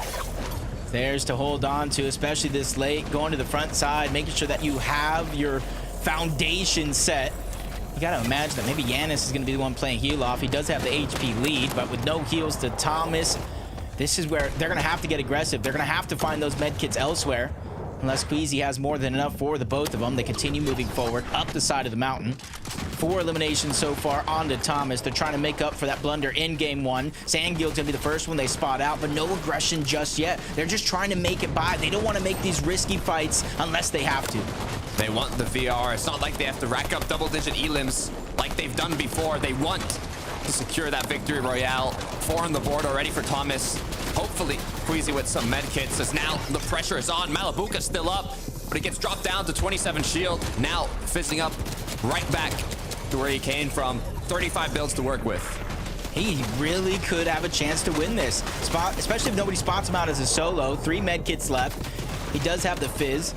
Not too much damage to take it by storm either. This could be a perfect opportunity, but Queasy and Thomas, they spot him out. They put a couple of seconds of focus on him before they have to focus on their own game plan. They're being targeted from above. That's Flixie with a nice shot. Potusai and Stacey even picking up eliminations, and this is all with a 1 HP Flixie causing this much disruption. 1 tick to get taken out by the storm. Pink down below, Queasy down below. It's all Titans, it's veterans up right now. 4 duos, 6 players. Pink as well with 1 HP. 2 players now with only 1. Malibuka in zone. Thomas gets knocked down. Queasy with 5 med kits looking to take it home. This is gonna be it. Queasy versus Malibuka, they're close by. Yanis towards the high ground, he's healing off as well. We saw Flixie pass him over the med kits because he was too weak to make this a possibility. Yanis is still going deeper and deeper into the zone, trying to look for those med kits. Malibuka and Queasy, they're roommates at this point, essentially on the low ground, healing off, but eventually one of them is gonna run out, and I do believe Malibuka has a few less med kits than Queasy. We saw he had a total of 5. Increasing the distance between them. Now the roommates have been separated. Yanis above still trying to get as far as possible from everybody, and I have no clue who has more medkits. Malibuka dropped. It's a 1v1 now. Yanis versus Queasy. Yeah, you can see Yanis dropping down just a little bit. The HP's not going up. He runs out of time, and Queasy with 5 medkits with King Thomas himself advanced to your grand finals.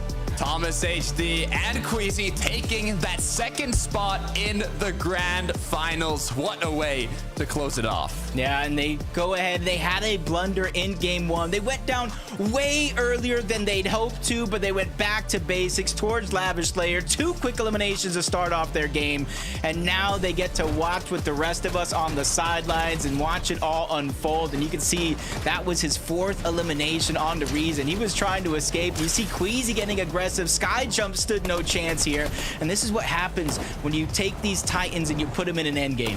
I mean, look what Thomas HD did. Queasy secured the VR from the heal off, but he had all the med kits. We were saying, why does Thomas HD not have a single med kit? Because we know what Thomas HD does best. He gets those eliminations. He frags out, and that is exactly what he did in the last moments to open up that path for Queasy to win the heal off. Yeah, but you got to give Malibuca credit for a solo for so long and even started in 6th place. So even though they don't pick up the VR, you got to imagine their confidence has to be feeling good. 2 solid games for them, but Queasy and Thomas, one more time, round of applause for the boys. They are FNCS Grand Finals bound. 2 games down, 3 more to be played out, but we're gonna head back to the 3 beautiful faces, Frankie, Levin, and Minnie. Oh. Oh, it's nice to be called beautiful. I don't hear it very often. Thank you very much to Carter and Jacob. You look fine. So let's talk about that epic final 3-way, because I was so surprised that Malibuca's high-risk, high-reward strategy did reap those rewards, but not the Victory Royale, because of course the Victory Royale has gone the way of Queasy and Thomas.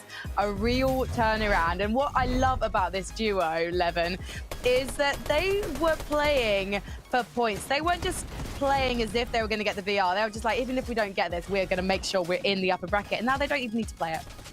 Absolutely. I love seeing these guys do well, man. The evolution of Queasy as an IGL, it has been such a fun journey to watch. And you're right, Frankie, they played this game like seasoned mid to low ground veterans, and they were still able to pick up the win. Mini, I think when you look at what Thomas is able to do, you know, I was saying it there just a second ago, if you're Thomas, you just let him cook. He's got that mythic auto. Let him cook. Queasy will be able to win the heal off, and it just works so perfectly, their dynamic. Yeah, I mean, if you ask me how Queasy would go about winning a game of Reboot Round a year ago in this sort of format, I would have said on high, spraying down, absolutely dominating the lobby. But here we are in 2024. Queasy wins on the mid to low ground layers. And again, as you mentioned, it just shows how much this guy's developed as a player to adjust to the meta and adapt to how things are going in a really, really difficult zone there as well. I mean, the way that they play was absolutely perfect. They didn't just try and jump in. They didn't just try and say, okay, yeah, you are Thomas HD, just jump in the box. They actually said, okay, we're going to play out our materials, let the eliminations come to us, and they stacked up the medkits really, really well there. I know Jacob said it there at the end. It was all about Thomas HD just doing all of that fragging right there at the end, just to clear out as much of the lobby as possible for Queasy to hit those meds. You say they stacked up the medkits, and Queasy stacked up the medkits, because Thomas still had his beloved sniper in his backpack right up until the last minute. I was saying to you guys, hang on a second, he's got no refreshes. He's literally holding on to that weapon. There probably is no one else in the end game who has bothered to hang on to that, but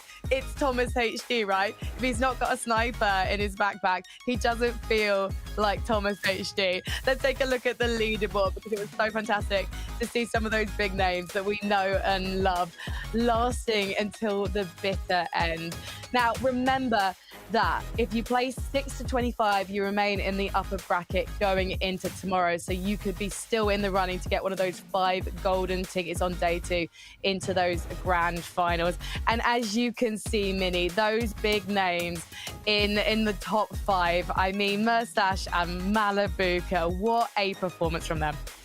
I mean, I'm going to say, what a performance from Malibuca, right? I mean, we didn't get to see Murstache in that endgame. Hats off to Malibuca, though. What an incredible solo clutch. There were moments there where he played really, really smartly. He was playing out his materials, but there were also moments of absolute magic, Levin, where when he needed the refresh, when he needed a few extra builds, maybe some extra heals, he just went for it. And there was that double elimination. I think it was onto iDrop. What an incredible clutch that was, that we were just astounded by in the back. It's Malibuca in the box. That's what he's going to do, right? I mean, there's not many players better. That endgame as a whole, Mini, it was so stacked. The names towards the end, it really felt like an EU classic. You got Queasy versus Malibuca versus Janice. It's you know, the biggest names in the region really, really putting on a show for us. And I think if you're Janice, you probably feel hard done by there, right? Because they did well to take Height. Height was it was a very interesting lobby for Height, right? There was so much distance. I think it was pings that was up there, and Janice and Flixie said, you know what, I reckon we can take this, you know. And then they went for it, they chopped it out, and they were able to hold on for quite a bit. So, you know, they would have been thinking, yeah, we're in a really good spot to get the win here, right? And I think throughout this season, they've shown that they are going to be this team that is a threat, you know, a bit of a dark horse. I think people count them out a lot of the time, but they managed to make things work. and it didn't quite, you know, meet for them in the final moments, just a couple of ticks away. But, you know, like Frankie was saying, if they can just stay consistent, they will get more chances to win games, not just today, but tomorrow as well. Yeah, the eliminations. If they keep taking... apologies. Ahead, no, go. One final thought before we go back to the casters. I was just going to say, because the way they took height was absolutely perfect. I mean, they saw that we saw Mixon all the way up on top, just trying to make those high ground plays. Didn't quite work out right. We didn't get to see them actually flourish up there. They saw that opportunity. They took it really, really well. And if they can continue to do that throughout the rest of these games today, and maybe tomorrow if they have to make it there, I think this is a team that can definitely get a win. I am really enjoying watching Janice and Flixie together. I was a little bit heartbroken when Janice and Reason broke up. I imagine some people in the community were, but you know what? My heart has healed. So let's see if they can go all the way as we head into game number 3. Thank you, Frankie. Look, Jacob, we're getting closer and closer. As a reminder, 5 matches played out today, 3 more to go, and that victory royale is what qualifies you to the grand finals. Battle bus is ready. Let's get right into it.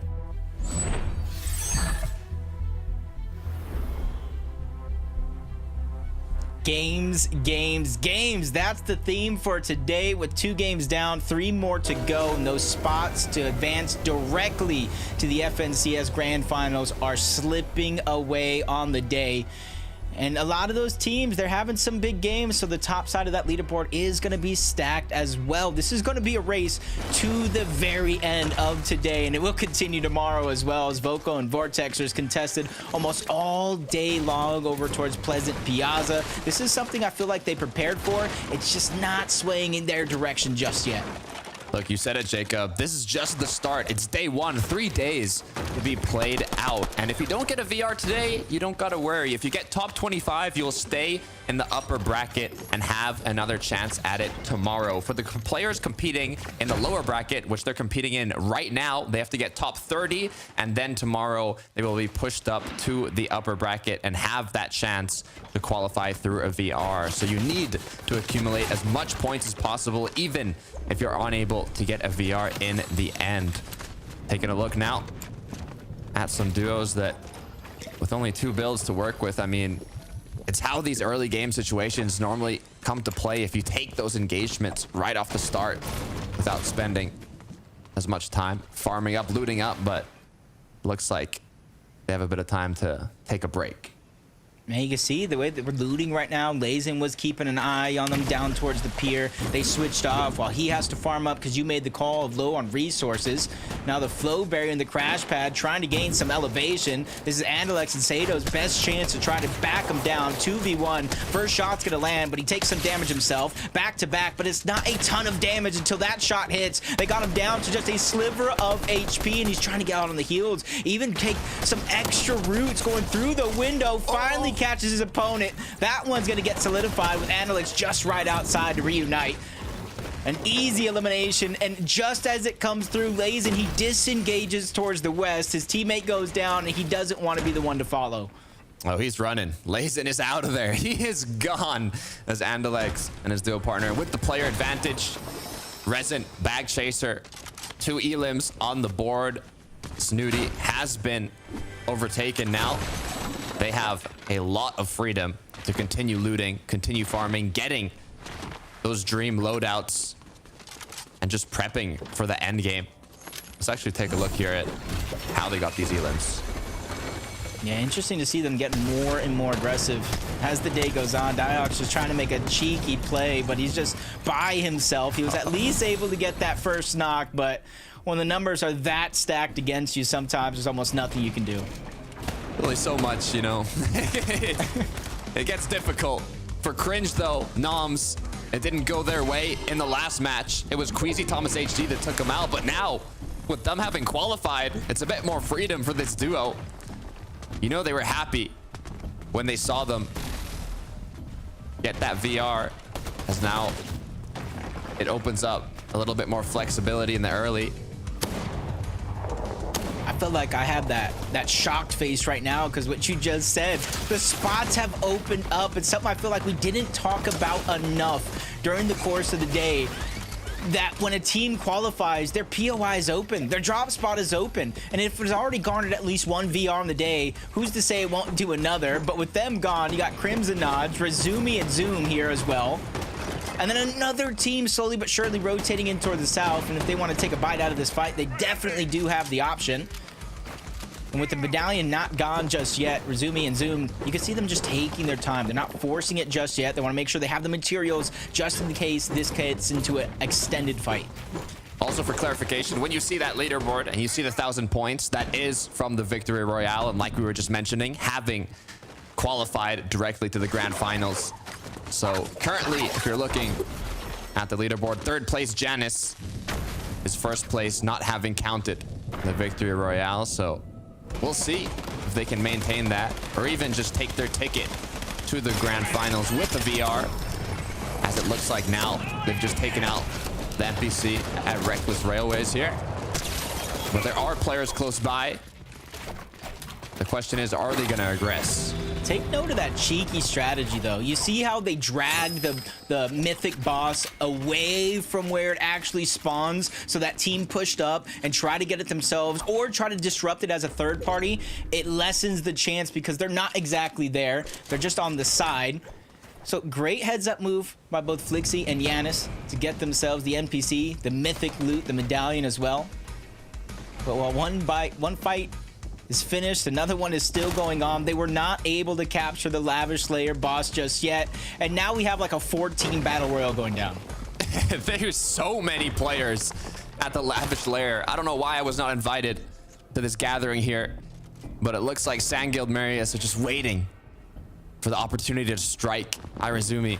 Oh no, be careful as he gets closer and closer to the duo crouched up here. Will they make their attack? 2 pumps come through, 1 knock. And now they've secured a quick, clean elimination. One less team they have to worry about there. I should say full team because there is a duo still nearby. And look at the patience of Noms and Cringe, though, just staying up there. That was their original POI. They were going against Queasy and Thomas at, and with so many teams there, they really had to switch up their strategy. Art Skill is going to get dropped off. Astral's just trying to disengage off the yacht. And that's still a 3-team battle back there. So they were the 4th team, and they're just trying to get out alive. There's so much at stakes for just getting that VR at the end of this game, or at least giving yourself a fighting chance on that leaderboard. 6 seconds till zone starts closing, hugging the edge of the zone right now. High Joan for Strokey. Gonna begin their rotate. Flurberry Fizz coming through, granting that mobility boost. Has Grapple Blade as well. Opponents went the opposite way, but there was another duo on the yacht there, so they do have to be careful. It looks like they didn't get into a full-on engagement, so all 3 duos here are just gonna try and make their way to zone. It's not the worst situation to be in if you have mobility and a grapple blade, but even if you don't, there's a couple static launch pads around that area as well you can use for mobility if you weren't blessed with anything off of spawn. As Marius and Sandguild still nearby towards Lavish Layer. I can't see the medallion on screen anymore in that minimap, so I gotta imagine somebody was able to capture that one finally. Especially with all this action going down around it, you gotta imagine that that's a huge risk that somebody was able to reap the rewards for. Sandguild going right back to where he got that sneaky elimination with his duo partner. As now, I think they know someone's close, but they don't know where. Saw him crouched literally right in front of them, but now starts running. They know it's a solo. It's the duo partner. Can they catch up, though? Is it worth it? So many players are close to them. That solo could turn into a 3rd party, a 4th party from the surrounding players. So I don't think it's something that they want to risk. I feel like every time we zoom out and get that overhead view, there's another team over towards Lavish Layer. And with the zone pulling in this direction, rightfully so, teams want to give them the best chance to get towards that center zone. Kiddo and Kiro towards the outskirts. No elimination so far, and you got to look at their builds as well. Lacking a ton of resources, trying to make their way towards the zone. And you can see the decision not to go straight for the launch pad. They almost got to go for the double revive plays until they make it in towards the zone. You can see the material getting passed around. Luckily for them, though, I will say, Takata, there is nobody even near them. No one that can even look in that direction because of the environment, the natural mountains that are nearby. So they're pretty safe for now. They just got to be able to make it out of the zone and into the next. I mean, they also need loot. They could use a bit of materials, use a bit of heals, use a bit of everything, to be fair, almost. So hopefully they'll be able to recuperate that. As Giannis has to recuperate something greater, a duo partner that he's lost during this engagement here, but it might just be a 1 versus 1. It looks like he's not completely at a disadvantage, but I might have spoke too soon as Vico and Pink now want to be involved in this battle. But it looks like the disengagement came through. Yeah, it looked like he was going for a little bit of a cheeky chop. Giannis didn't want any part of that. Goes farther and farther outside of zone, but one solo chasing another. Sees Lazen by himself going towards the backside. He's in a very, very similar position as well, and got to be careful. Combined 119 effective shield and HP, and as I say, that big pot is going to be prompted to come out. Give himself more wiggle room in terms of that shield, so that way he can fight off if he does get pushed. But I think his hunt right now, Takada, is going to be for a reboot ban or a wait to get Flixie back into the game. Hunt for materials, hunt for his duo partner. As he gets closer to the snowy mountains, so we did see another duo in a similar situation, but it was a full duo is the difference. You can see at the mini-map how far his opponent has went. Actually chose to go into the storm here to try and make it out, as Giannis is going to pick up all these little small fries. Everything he can to withstand the zone and get that reboot. With the way this game's been going, man, any heals are better than none. And we've seen some teams kind of go down for and even risk it all to take down another team to try to get the HP heals, not necessarily just the shield. As Veno and Tayson trying to eye opponents into the distance. A little bit of a rough game in that last one. And so they're definitely pushing themselves to the test here to see how many points they can pick up, unless they just have their eyes set on that VR each and every game, regardless of where they place. Beno's trying to find that shot. Will he get the connection, though? Pink and Vico, oof. Oh. They're going to be the ones getting the connection, as Veno now has been cracked, has a medallion, so will recuperate a bit of the shield that he's lost and continue walking through. Giannis was already able to get a knock on a Nate. I thought by now he would be able to clean that one up, but Lazen's got to be doing a good job. And this is the chase that we saw earlier on, maybe about 1-2 minutes ago. Giannis going to the backside of zone, thinking it was going to be just a solo. Nate was able to get rebooted. Lazen doing a good job, even fighting back from the low ground. Without too many heals onto Giannis. He's just waiting until he drops down to about 60 HP or less to try to use that small fry, get the most out of it each and every time. And quickly goes right back on up. It looked like he was toying with the idea to go for piece control. Now I feel like he just simply thinks he's going to outlive him and try to get all that loot. And I think regardless, the longer you stay in this position, you're almost making a no-win scenario for both of these players. Right. If you play for that outlive scenario, you're not winning even if you get the elim. You have to close this engagement as quickly as possible.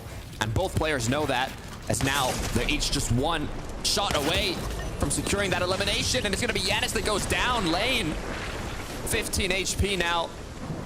And it looks like this might just be the end for both players. Has Flowberry Fizz, has a crash pad, thinking, what are my options? What can I do here?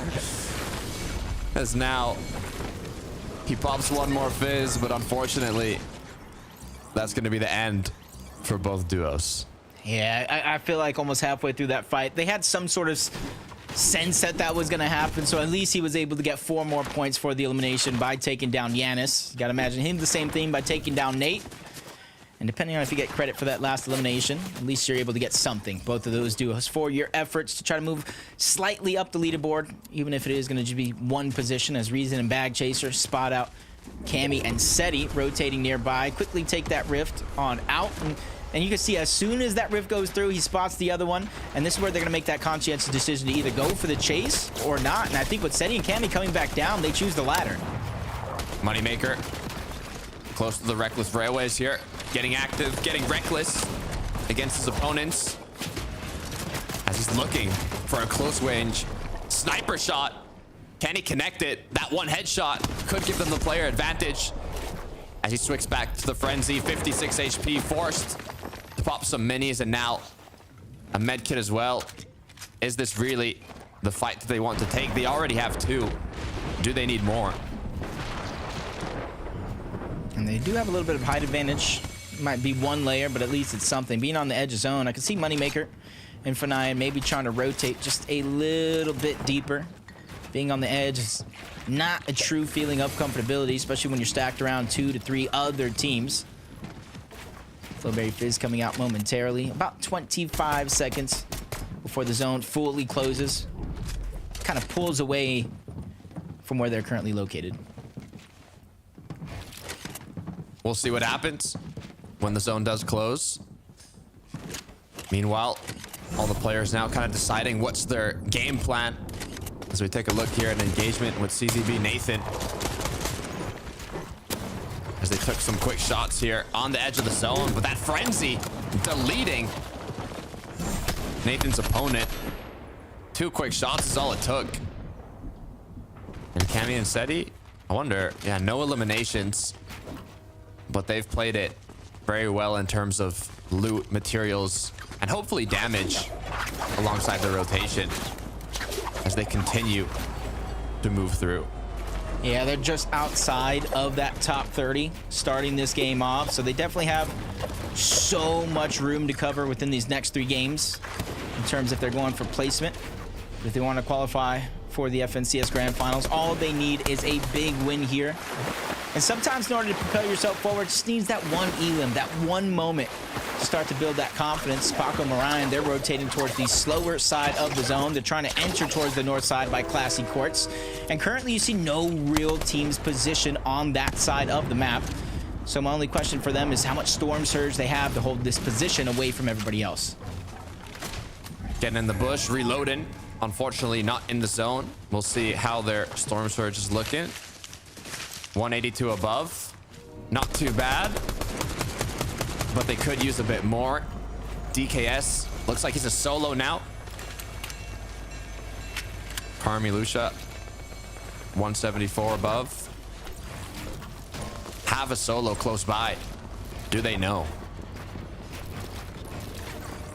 Like they're at least knocking on the door. Only 2 crash pads for DKS. Try to disengage. And you can see himself making space, probably trying to look bigger than he actually is. At least until Carmi and Lucia see that he is going to be a solo, trying to heal. They completely bulldoze through the first couple of builds using that Thunder Burst, getting that piece control on over to their side. And I think because they don't know he's a solo just yet, they haven't gotten a little bit more aggressive. And I don't think DKS wants to wait until they figure out he's a solo. Definitely not, as you can see. Ran away, crash padded away. 37 above, though.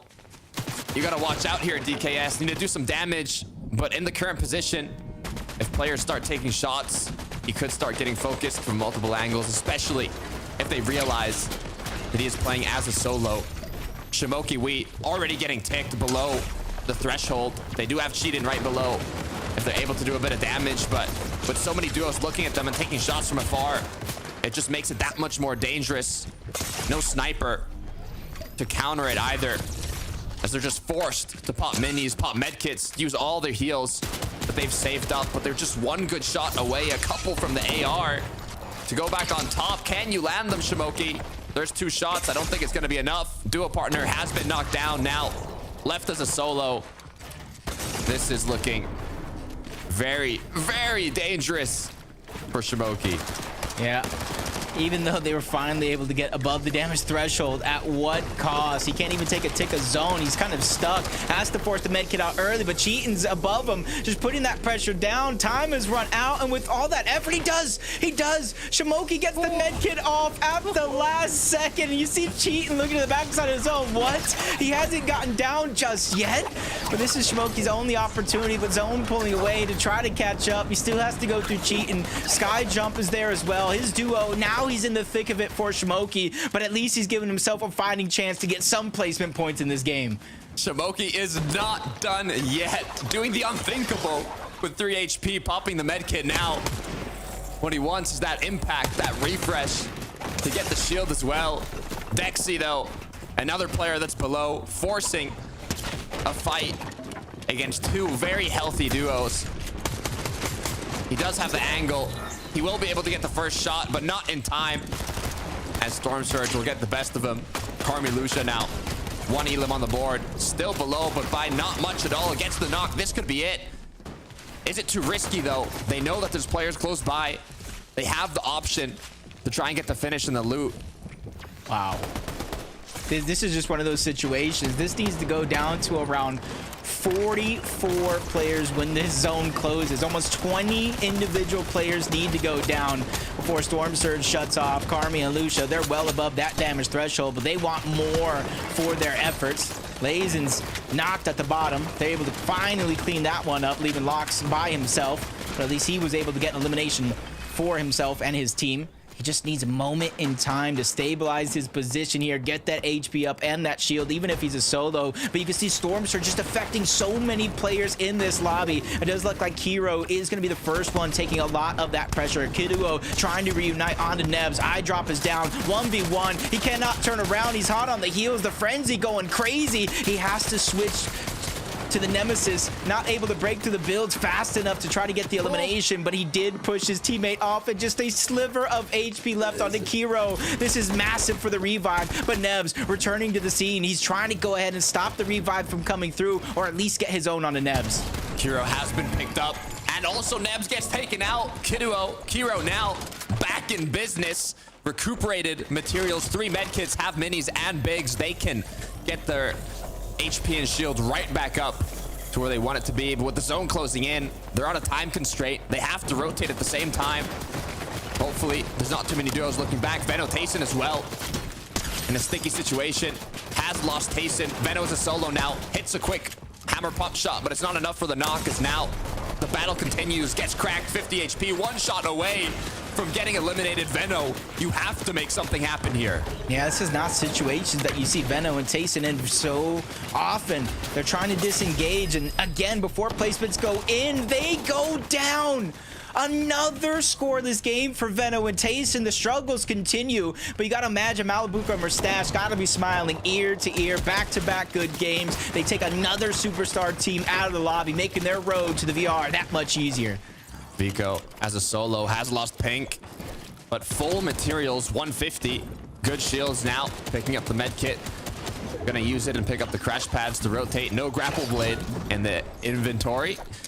So the crash pads are gonna be what is gonna be used to rotate. Not even any flow berries or flowberry fizz to get that mobility boost, but if you can make good use of the crash pads, it could be all Vico needs. But with so many duos close by, with so many players rotate, having to do a long one as well, it's not going to be easy. Yeah, but he's still doing a good job right now. 283. Luckily for him, he does not have to worry about Storm Surge. He just has to worry about getting point A to point B, and some well-placed crash pads going to make that a possibility very easy, and immediately goes on the hunt for information, peeking through the cone, trying to spot out which teams are positioned around him, so when he makes this next rotation, he doesn't go through all that chaos. You see Moneymaker position not too far off. And this is where a lot of those decisions are going to be made in the next couple of seconds as the zone continues to move. Ninth zone now appeared. Where is that first moving going to go? It's going to go west. First duo to capitalize it is Malibuca Merstache. They want the low ground as well. Looks like this could be it. Resin now. 2 on the board, continuing to take shots. Players trying to figure out how we're going to get through here. There is a bridge on this rotation. It shouldn't be too much of a hassle for these duos, but you never know. You have to watch out for Malibuca and Mustache going over the bridge. You didn't pay the troll toll. They might take you down for it, as Reason and Bag Chaser still moving by very, very smoothly. Malibuca and Mustache, they have so much position at the low ground, so much space to work with. You see them eyeing the next rotation before they move through, and Moneymaker and Fernayan are going to be the ones that have the high ground for now. But you can see there's a couple players beginning to focus their direction as Fernayan breaks through the box, gets another knock onto opponent, and that's huge. That's a material that he needed, which I'm not sure he got too much of. Moneymaker might have swiped that one up, but he only had 6 builds, so at least he doubled up there.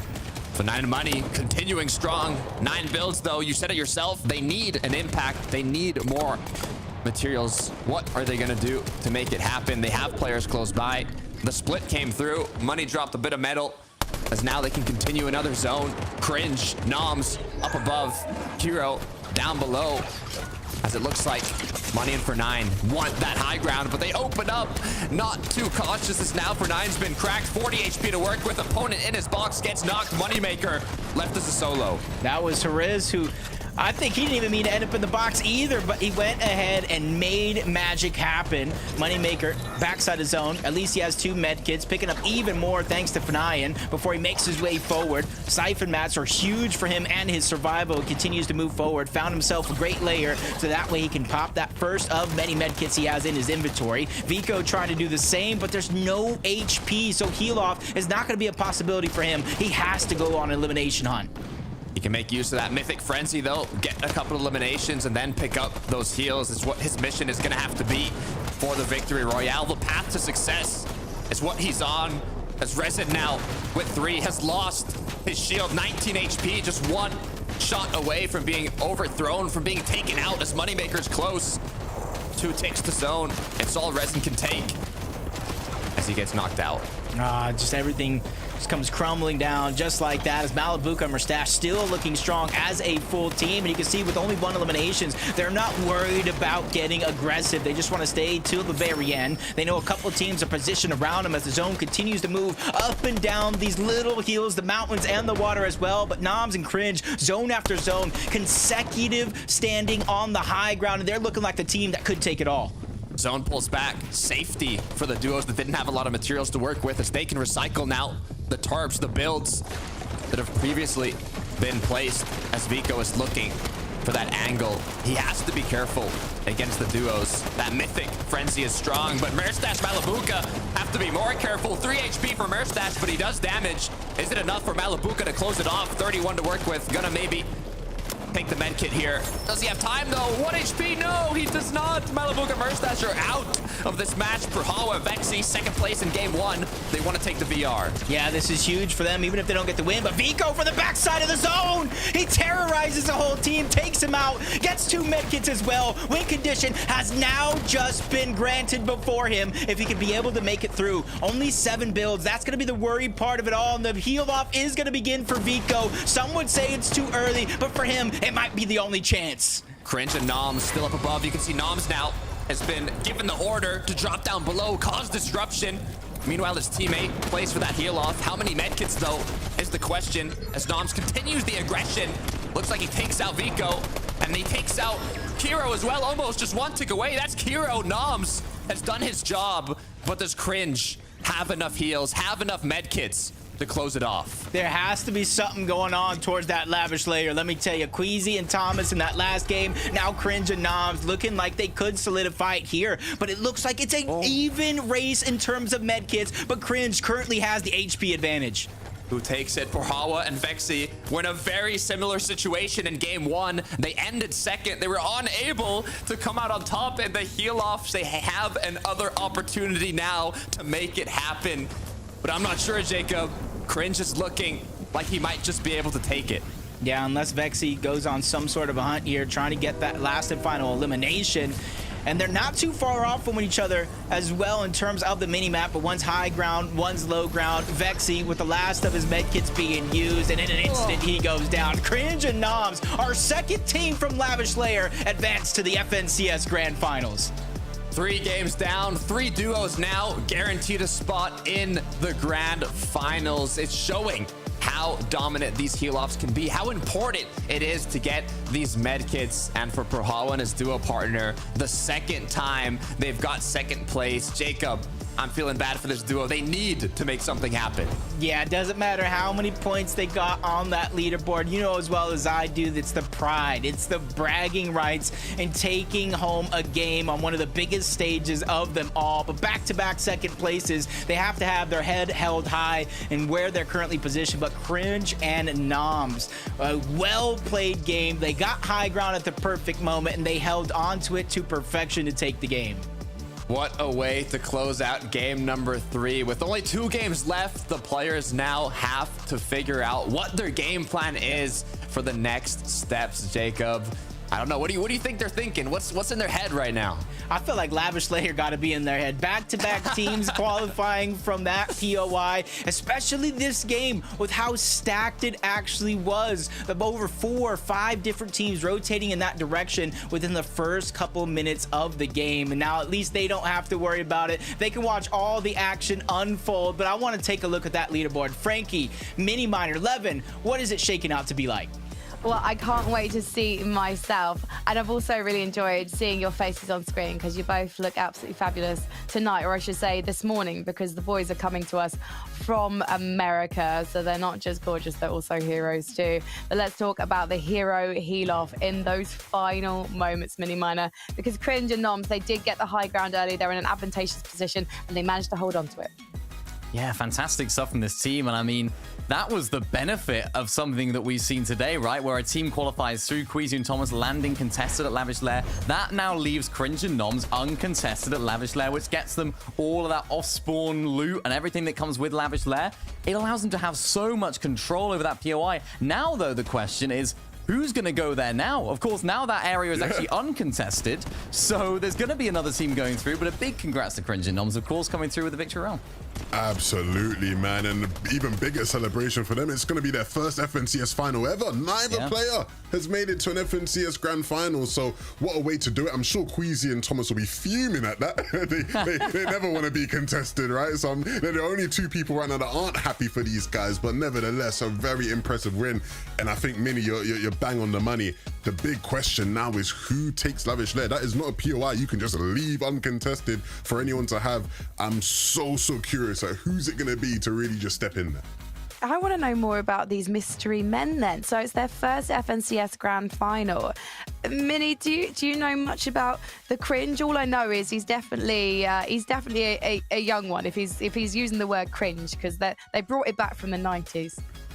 Yeah, someone that I've seen performing quite well throughout the season. I've seen here and there. You know, this is what this format's all about, bringing up some undiscovered talent, maybe. I've seen him play with different players as well, landing at Lavish Lair throughout the entire season, it seems like. So what I like is that they're not intimidated by some of the bigger names like Queasy and Thomas, and I hope that continues into grand finals. I hope they continue to say, you know what, we're happy to land here, and I mean, getting a victory out of there's got to be a good drop spot for them. It's working. Well, Lavish Lair is going to look very lonely indeed if people don't twig that drop spot is now free to party. But let's take a look at the leaderboard and find out who might be tempted to change their drop spot. Cringe and Noms are through, so they won't be playing again. So let's cast our eyes to 4 and below, because Pachawa, he has come so close now twice in those final heal-off moments. He must be absolutely kicking himself, Levin. Oh, no, honestly, it starts to become a mental game, right? Where you're just thinking, come on, like, okay, give us a break, especially when it's coming down to heal-offs, right? Because it's like, you've done your part, you've acquired your med kits, you know, you're just really praying at that point, right? So it's like, yeah, I really hope we don't just see them, like, tail off now, right? I hope they can keep coming back, because ultimately you keep rolling that dice, they're eventually going to roll the numbers they want and qualify through. But still, again, as long as they stay here, they'll get more chances tomorrow if it comes down to that. And they have been playing incredibly well today. Anyone else? Oh, go for it, Mini, go for it. Consistency for this team, so important, right? If they do end up making it through that day 3, then they'll qualify. Absolutely no doubt. It's just whether they can turn those seconds into a victory royale today. It's tough for them. It's really, really tough. But I think they can qualify no matter what.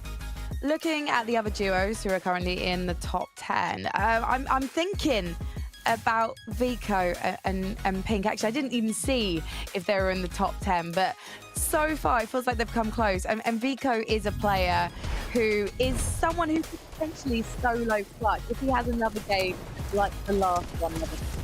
Yeah, absolutely. I think he just ran out of gas a bit too early there, right? No mats here. He's picking up siphon mats. Weren't enough med kits, but it'll come to Vico. He's that kind of player. He'll just keep going again, and I think we'll see these guys in the end game more. This is a team that, I mean, we saw a little bit of a Vico clutch right there. We saw a little insight into what Vico can do as a solo. One of the names we didn't actually mention at the top of the show that someone that could come out with a solo clutch today. Yeah, I mean, Vico is one of those talented players that can come up with something magical, so no doubt that he'll do something again. But can he do it in game number 4? Because we are ready to head back to Jacob PR and to Carter.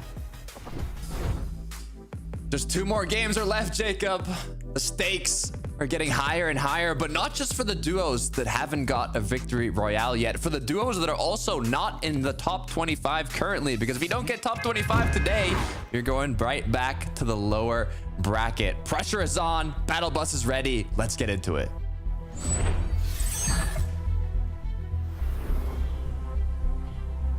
If you guys are just tuning in, first, where have you guys been? Should be here all day long calling all the action with EU. We've had 3 fantastic games so far. 2 of our winners coming out from Lavish Layer, Queasy and Thomas, Cringe and Noms. And then Sined and Vanyak started off the day in game 1 with a huge win. And with only 2 spots left, Takada, I challenge you and the chat. Who are going to take those 2 spots? Look, it could be anyone, but there's a duo that I really hope does it. I mean, what we've seen from Perhawa and his duo partner, 2 second places with this current format where all it takes is a victory royale to qualify, and not even 2 regular second places. Being the last person standing in the heal off, well, last person standing that doesn't get the victory royale, it's got to be heartbreaking, it's got to be crushing, but it also can be motivation because you just want it that much more. Yeah, and just kind of talking about like top 25, there are certain teams that are so behind on points, they might not have any choice but to get elimination crazy, not only to get into the top 25, but to give themselves the best chance to win this game and advance directly to the FNCS Grand Finals. Otherwise, they play again tomorrow, either the upper or lower bracket, depending on where they finish. Takada broke that one down already. It's Classy Courts has a couple of teams nearby. Perhawa and Vexy are the ones that's starting over on this location, and already off to a great start in terms of loot, but from one fight to the next, S double trying to break into the box. Marius just has a sliver of HP, but that's all you need to stay alive. Even with the elimination being cleaned up, he immediately ends up in the same box. Sangil takes a huge shot. Both players are actually very, very low on HP and shields. If SS double, since he has a huge lead in HP, continues to play aggressive, this will be his chance to win not just a 1v1, but a 1v2. He continues to play aggressive into the box, Takada. Sangil is now on the back foot. It's all up to Sangil. 114 effective HP and shield. Disadvantage in terms of it. 1 mini's been popped, but it's still not enough. Gets dropped down to 23. Frenzy shotgun. Normally, you want to get extra aggressive with that, but not having the HP advantage, Sangil quickly realizes it might just be better to fully disengage here. Come back later for the reboot card and play it a lot slower. 2 more matches left, and it looks like they didn't want to risk it, and it was the correct decision as the third party did come through, and either winner of that engagement would have been taken out most likely. And look at him crouching, Jacob. They know you're there. Kefi is looking to clean this up. Yep, that's a good amount of points for them. They started this game in about 20th place, and Relvis is looking to get the final shots on the SS double. It's going to finally get solidified, and they're just trying to get themselves closer and closer up that leaderboard. The more you're on that bubble, the more you're going to worry if a team passes you, especially if you go down early in that game. Looking at Malabuka now. Wondering, where's his duo partner? Where's Merstash? Merstash is watching as he's been taken out. They are contested at Fencing Fields, and it looks like it did not go their way in this match, and it looks like their opponents want more than just Merstash. They want to finish the duo off. They want Malabuka, but how much will they chase to make it a reality? Yeah, you can kind of see it instantly that they stopped running after him. Probably running back to where they took down the first player, and we're going to be able to see it. Chap's able to go in, trying to catch him off guard. Really have him down and knocked as well, but Merstash just a sliver of HP. He gets caught on the other side. That was Khan, Chap's teammate, who was able to solidify that one. Medallion and the loot as well. That's a huge win for them. Kiro now. It's Pink and Vico who have been taken out. Like the first match, the aggression came through, but it did not go to their favor. As Kiro and Kiduo now 2 elims on the board. On the peak of the snowy mountain. No duos very close, but there are some far away. Good news is this time around, they are in the zone. It is the first zone though, so it is covering a majority of the map. as now they're going to continue recuperating those materials. Yeah, I'm just wondering where they're going to get not just materials, but their loot in general from. They don't really have many heals to work with of any variation, so interesting decision to see what scraps they're going to be able to pick up. You see them going towards Reckless Railways, or at least in that direction.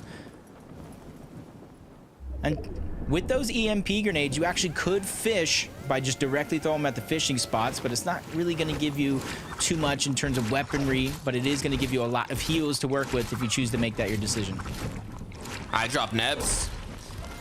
Cruising through, flying in. My favorite glider. Love the song. Brings back memories. As now. Ooh, this is dangerous. Cammy. Seti. Lane and his duo partner. As I drop and Nebs have shown their presence already. It's kind of caused their opponents to not really want to continue with the engagement because they know the third party is ready. Just waiting for the moment to strike, but there's been another third party. It's Steno and Lucy who've taken out Lane. Knocked him down. Cammy getting a little closer, but I don't know if he's going to fully get into that engagement. Interesting decision for some of these teams to be in. Cammy, Seti, particularly outside of the top 40 with the way their games have been going. Nebs and iDrop, they're on the line of that top 25 as well. So a lot of these teams that are on this side of the map looking a little stacked, probably just trying to bolster their surge, maybe even positioning overall, because with no outline of the zone at the southern end of the mini-map, you got to imagine this time around the zone is going to come towards the south side of the map. Looking around, taking shots at where iDrop and Nebs were. So far, just staying active, staying cautious. But no pressure to fully move out of where they currently are. But it looks like they are going to choose to do so. Grapple Blade comes through. So far, no shots connected onto them. I'm always a little scared in these situations, having that Reaper sniper rifle around. All it takes is one good shot from an opponent, and you could be knocked right down. Pace and Benno not having the best tournament, but still, you could go from the bottom of the leaderboard, 50th place, to qualifying to grand finals in just one match if you end up getting that VR. And this is a duo that's more than capable of doing so. Yep. Interesting decision for Benno to kind of disengage, but with the way the day has been going so far, talked about a couple of superstar teams outside of the top 40. Well, they're positioned 38th to start this game. For Venno and Tayson, they have 22 points. It's almost one of those situations to where if you're not necessarily looking for that first place spot, you can play consistent throughout the two, have a couple top 5 games, advance in that top 25. Or if they're not necessarily going for just points after points after points in each and every one of these games, it might be a win in your in situation that you described one too many times already. Taking a look at the magical number 2, the magical duo for Hara Vexi. You know they want it more than ever right now. Their loadout, though, it's not giving me a lot of confidence, but Malabuka, you know, it always could be worse. 9 HP. Popping those minis, has some bandages, but the chase, how long has this been going on for, Jacob? I mean, we've seen like 4 different engagements already, and Malabuka's still running. It's persistence from Malabuka. Even some would say patience for him to stay alive this long. Over towards Shipment Station. There's a lot of barrels that spawn over here, but they're most likely taken as Malabuka's just looking for scraps that are left over. Found a couple more bandages that he can use. There is a reboot van as well right outside those doors. It's just a matter of, is now the time to go for it, especially with how much he's been chased along the map. I feel like if that team hears a reboot going off, they're going to know exactly who it is and continue to try to push and take Malabuka out of the lobby. It's going to be a difficult road in this match for Malabuka, but anything is possible. We'll take a look at Yanis Blixi here. Looking a lot healthier. Basically have all you need. Mobility, shields, medkits, ammunition, materials, a duo partner. Up and running. Now it's all about positioning and getting that damage. I just gotta ask, like the Enforcer, we've seen some changes to the Enforcer. and I've seen it a lot more this time around. Is it just that's what you kind of picked up off your drop spot, or is there something I don't know about the Enforcer? Look, personally, not my first pick, but, you know, seeing it in the hands of Yanis, there's got to be a reason. Everybody has their preferences. Everybody has their favorite weapons and options. So, I mean, maybe we'll see how it works in the hands of an elite player. Shimoki and Wheat, though, making use of the Nemesis AR. Legendary. Right on the edge of zone. They have an extra med kit as well. So they have the luxury to kind of stagger themselves if they do want, if the zone does kind of pull in an unfavorable position. But just judging by the grapple blades, the materials, the resources, they're just getting information. You can see them kind of eyeing the land with their natural elevation as well. Not just they build the tower, they're on the side of the cliff and they're just popping shots. They see Moneymaker, F9 in the distance, another team towards the east. This is vital information for the next rotation if it does pull away for them. You see Moneymaker and F9 trying to do the same thing, just peek through and just try to figure out what is the safest rotation, what allows us to save all the resources and have the most effect out of everything that we're doing. I kind of like this, though. Once you've got an elimination, once you've got a decent amount of damage, you kind of have that freedom to take more of an uncongested rotate along the edge of zone or along the side where not all duos are rotating into. Although there's quite a few around here, to be fair. And then you have players like Vortexers, Volko. Can even split up here. Sometimes you'll even see players like this kind of make bases on different high elevated areas, even if they're not in it, just to kind of make their opponents think that there's someone boxed up there and force them to take a different rotate. But so far, the only worry for this duo, I mean, 19 shots in a frenzy. It's all right, but could be a bit better. I'm sure they want damage with 0 elims currently. They definitely could use some more, but if you look at the mini-map at the bottom right, it's not like there's too many duos walking past them. So it might be difficult. Yeah, honestly, I see him using the smart pistol, in which I don't typically see a lot of players do. But because not only it locks on, players fly through the sky with grapple blades, crash pads. If you're low on surge, that isn't necessarily a bad idea, especially how the way it works with the hit scan instead of the projectile weapon. So this is a good heads-up play if it does work out for him to kind of think outside of the box. That's why I love watching Fortnite. There's so many different strategies. People really kind of putting everything to the test to figure out how they can get that edge over everybody else in the lobby. Kemisetti now, first one's up on the Rift Island, looking to capture that flag as players get closer and closer.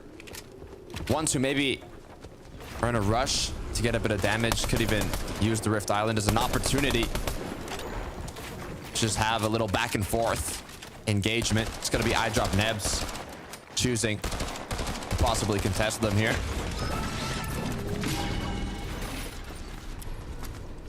Not in time to kind of get the loot just yet, but you can see that they have the highest elevation, the ability to kind of see everybody else. But not this fight, it's too far off. It's Pings and Mixon just trying to go ahead and get aggressive in this 2v1. That's Dandy on the other side, and the shots are going to be solidified, and there goes their third elimination in this game so far. Without placement points setting in just yet, you can see that they have 12. You can see the leaderboard in terms of points. Everybody at the top 3, they already got their spot, but it's Perhawa, Vexy, Marius, and Sangild are going to be our top 2 still in play here without the next 2 games. So close, but so far. I think Mixon, we saw them playing for high ground. I believe it was 2 matches ago. They got overtaken, unfortunately, in the later half, but they have an incredible loadout this time around. 3 elims as well. Opens up that rotation freedom. As look at this. Malabuka has brought Merstash right back into the game, but I'm sure you can see not as healthy as they could be. 9 bandages, 1 mini. All Merstash has got to make his way in. If they can just find an entrance where there's not too many duos holding them, that could be enough. Man. Look at this. Oh! you say like a kid in a candy store. Got a little bit too happy for what he saw, but rightfully so. Med kits, bandages, floppers. He found himself a treasure trove of weaponry as well, but no shotgun ammo for his frenzy, so he's definitely still going to be in a tough spot. But they're slowly but surely trying to climb out of the hole that they dug themselves in early on in this game. And from what we've seen so far on the day, you can see them in 6th place, 164 points. They have done very, very similar things, particularly Malibuca so far, placing very, very well in a couple of these games as a solo. These guys are built for this type of thing, but maybe not this as they become the focus of the lobby. Malibuca forced all the way down low, gave up all of his elevation, and gave up a clear sign of weakness to Vortex and Cheating. Continue to look for those options. Merstash now grouped up once again with Malibuca, but for how long? It's not like they have an incredible amount of materials to hold on. Looks like it's 42 from Malibuca, dropping the med kit so Merstash can heal back up. They've been giving a bit of space, but the time is ticking. Clock is going down, 55 seconds until 5th zone closes, 6th appears, and the duos might just want to hold them on the rotate in. They are above on the Storm Surge threshold, but this rotate is going to be very, very difficult. Yeah, it's Vortex and Cheatin' still in that line of sight. But Merstash and Malibuca, they're in a position right now where they feel like they have to go for the fight. Merstash instantly goes down. Malibuca's able to get the knock. That's going to be a trade. But the focus comes in from the other side of the zone, and it's all onto Vortex. Malibuca's just trying to stay away from the direction in which those shots are coming through. Still applying pressure on another angle. It's basically a 2v1 still, even though Malibuca gets the elimination. His teammate goes down, and now he becomes the focus towards the outside of the zone, but it's not too much of a worry. You see him going deeper and deeper back there. With those 3 med kits, I think it's the 2nd time we get a reboot for this duo back into the game. Round 2. Look, that was a 1v1v20. Jacob, what was going on there with the amount of pressure that was being applied from the duos already in the zone? Malibuca making the correct decision with the 3 med kits to say, I am going out of there. I am going to take my time. I have the med kits. I have the damage, but I don't have the duo partner. Is going to be able to pick up some floppers, a bit more loot now. But playing it out as a solo, I mean, to be honest, I've got faith, Jacob. If he's able to make it back in zone, which is going to be the most difficult part of the match from him here, you can see the amount of duos that are on the borderline there. But if he's able to do it, he might just be able to make it through the end game.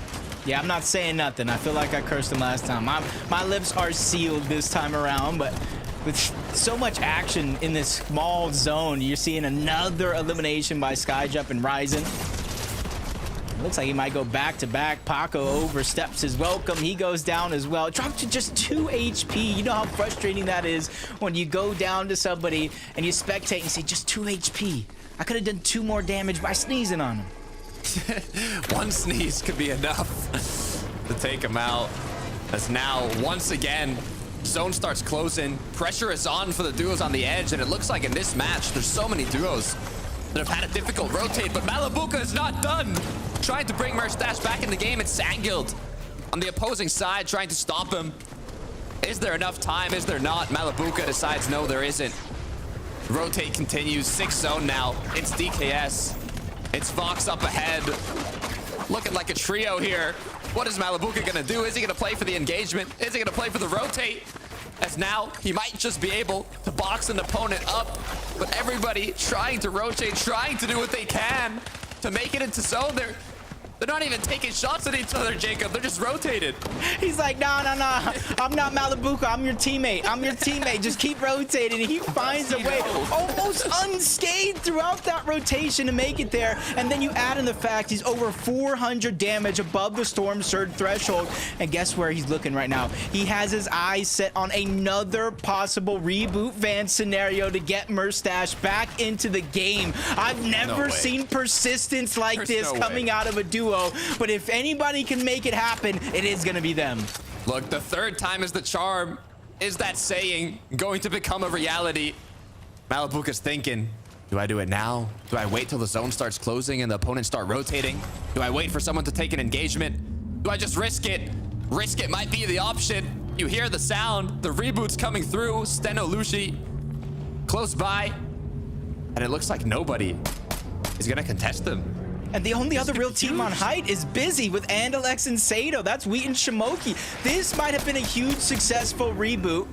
Skyvy's just trying to take some shots. He does not land a single one. And this is a story right here, Takada.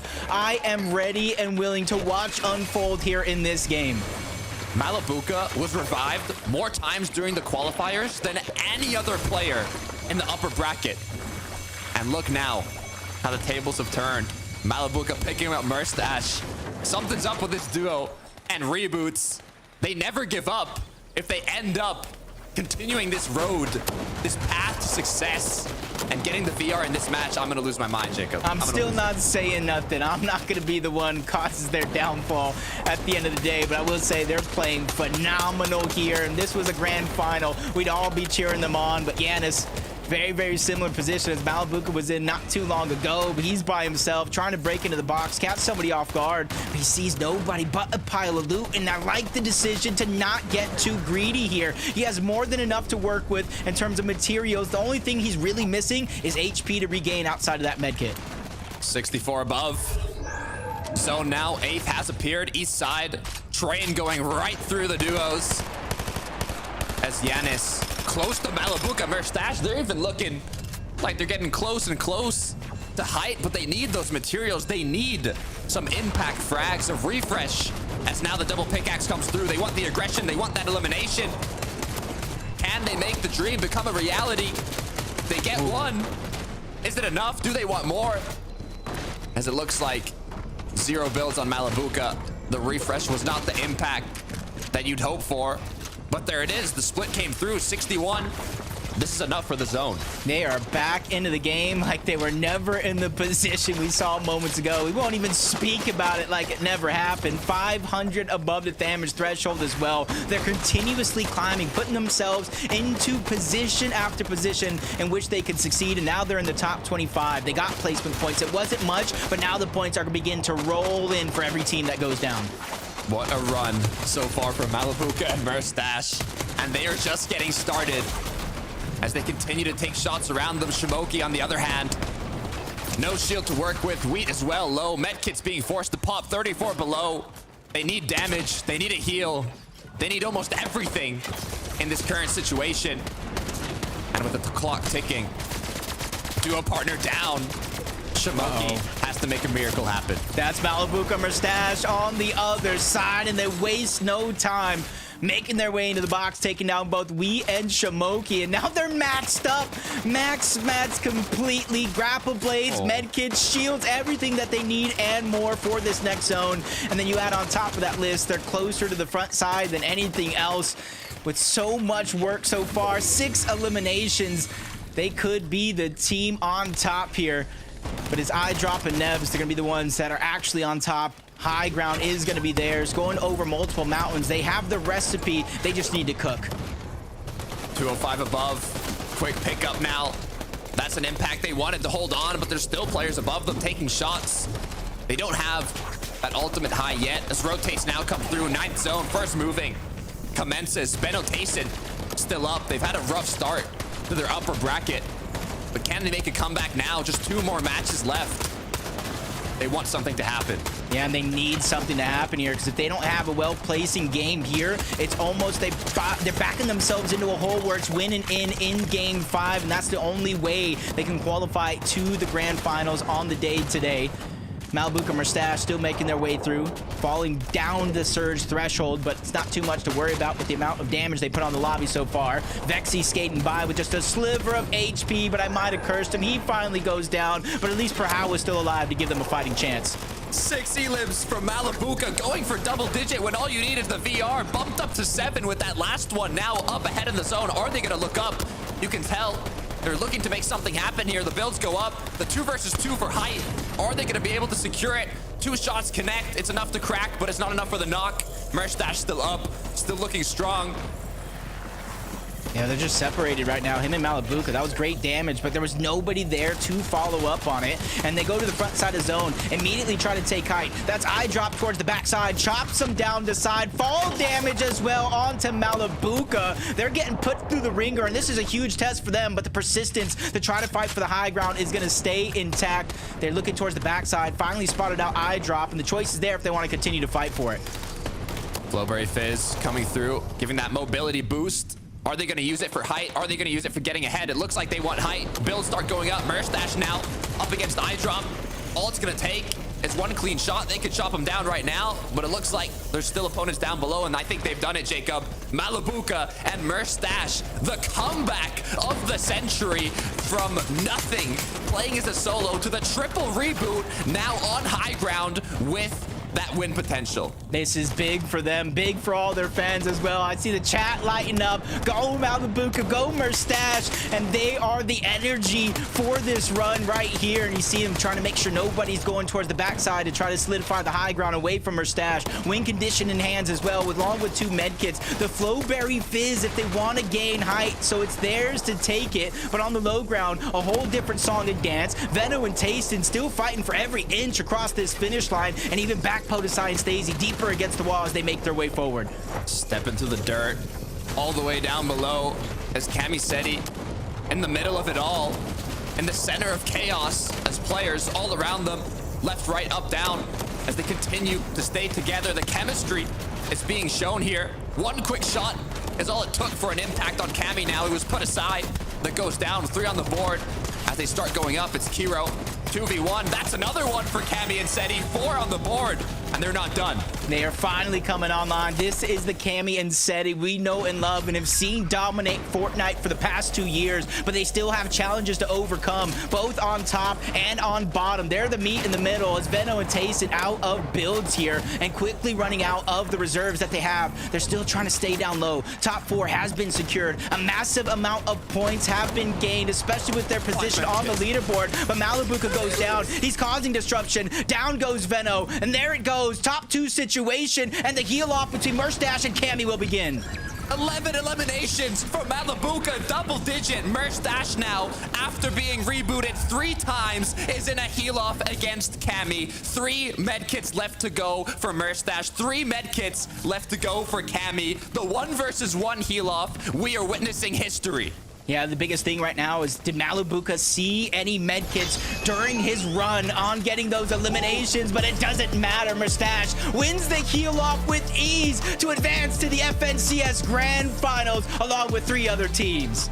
Record-breaking qualification to the Grand Finals. Malibuka from shambles. 3 reboots onto Merstash all the way to the Victory Royale and booking themselves that ticket to the Grand Finals. I feel like after watching that game, I feel like a gladiator in the arena just talking to everybody. Are you not entertained? Are you not entertained what Malibuka Merstash were able to do? You've had Veno and Tayson putting up big numbers, Seti and Cami, and even though it's Merstash and Malibuka that qualified to the FNCS Grand Finals, it's those 2 teams. It's Veno and Tayson, it's Seti and Cami, both of them outside of the top 30 that needed a big game to give themselves a fighting chance in this last and final game we're about to have. I'm speechless, Jacob. Like, I'm literally speechless right now. They not only got the Victory Royale, they got 11 eliminations. I mean, Merstash got 11 elims alongside Malibuka winning the heal off. Like, I don't even know what to say anymore. Yeah, that's what we all know and love out of this duo. We know they qualified, but we still have 1 more game left and action to break down. So I'm gonna throw it over to their desk one more time to let us know what's good.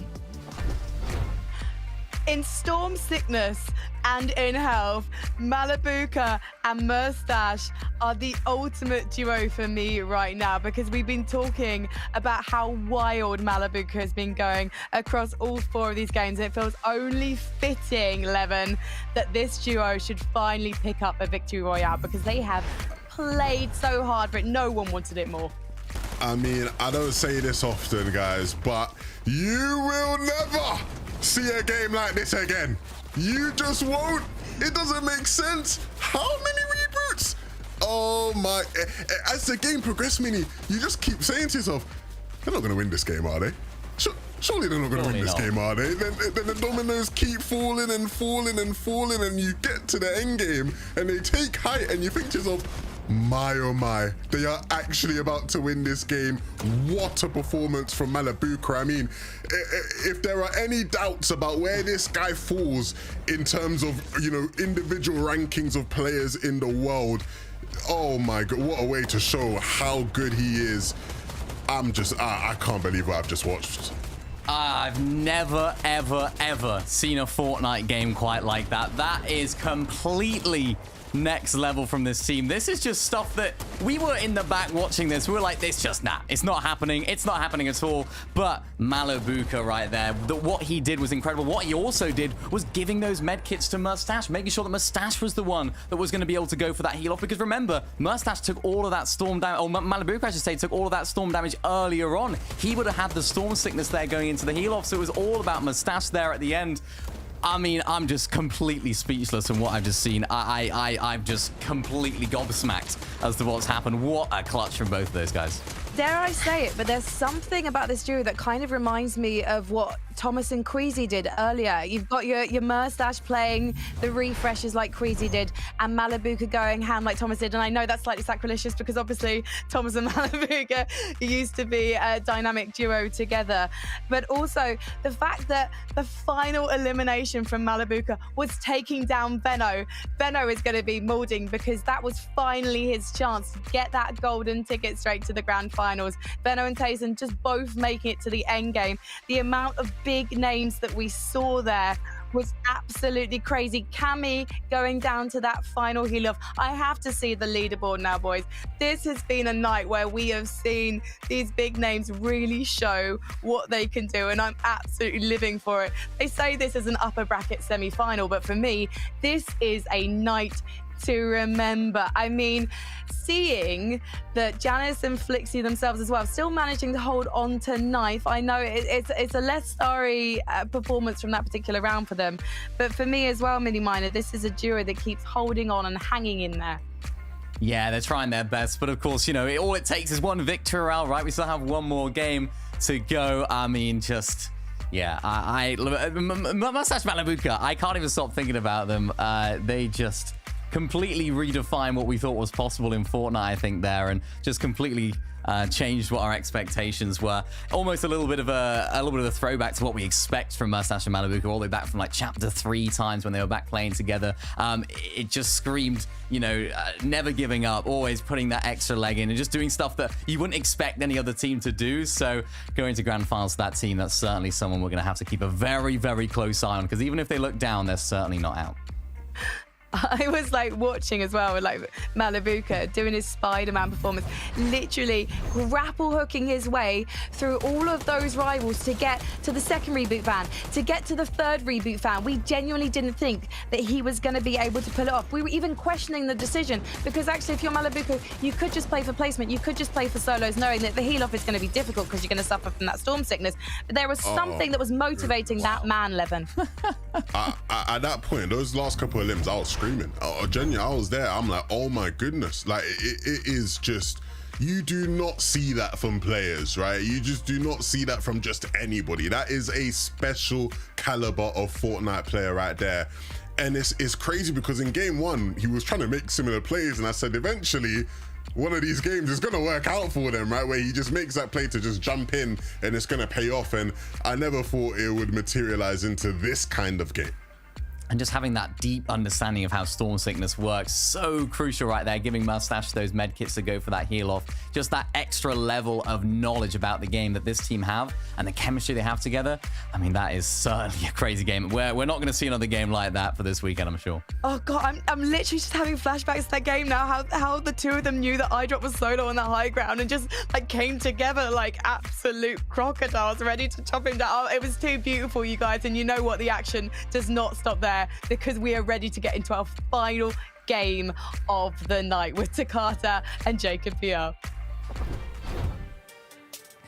Oh, it's such disappointing. No, it's about to be the final game of the night. Malibuca Mustache had me at the edge of my seat, ready to toss the chair out the window. That's how exciting the last 4 games have been. And enough talking. Let's get into our game 5 to see who our last team is that qualifies to the grand finals.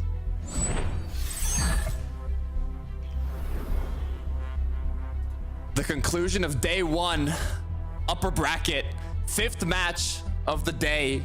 Top 25 continues day 2. A victory royale grants you a spot in the grand finals.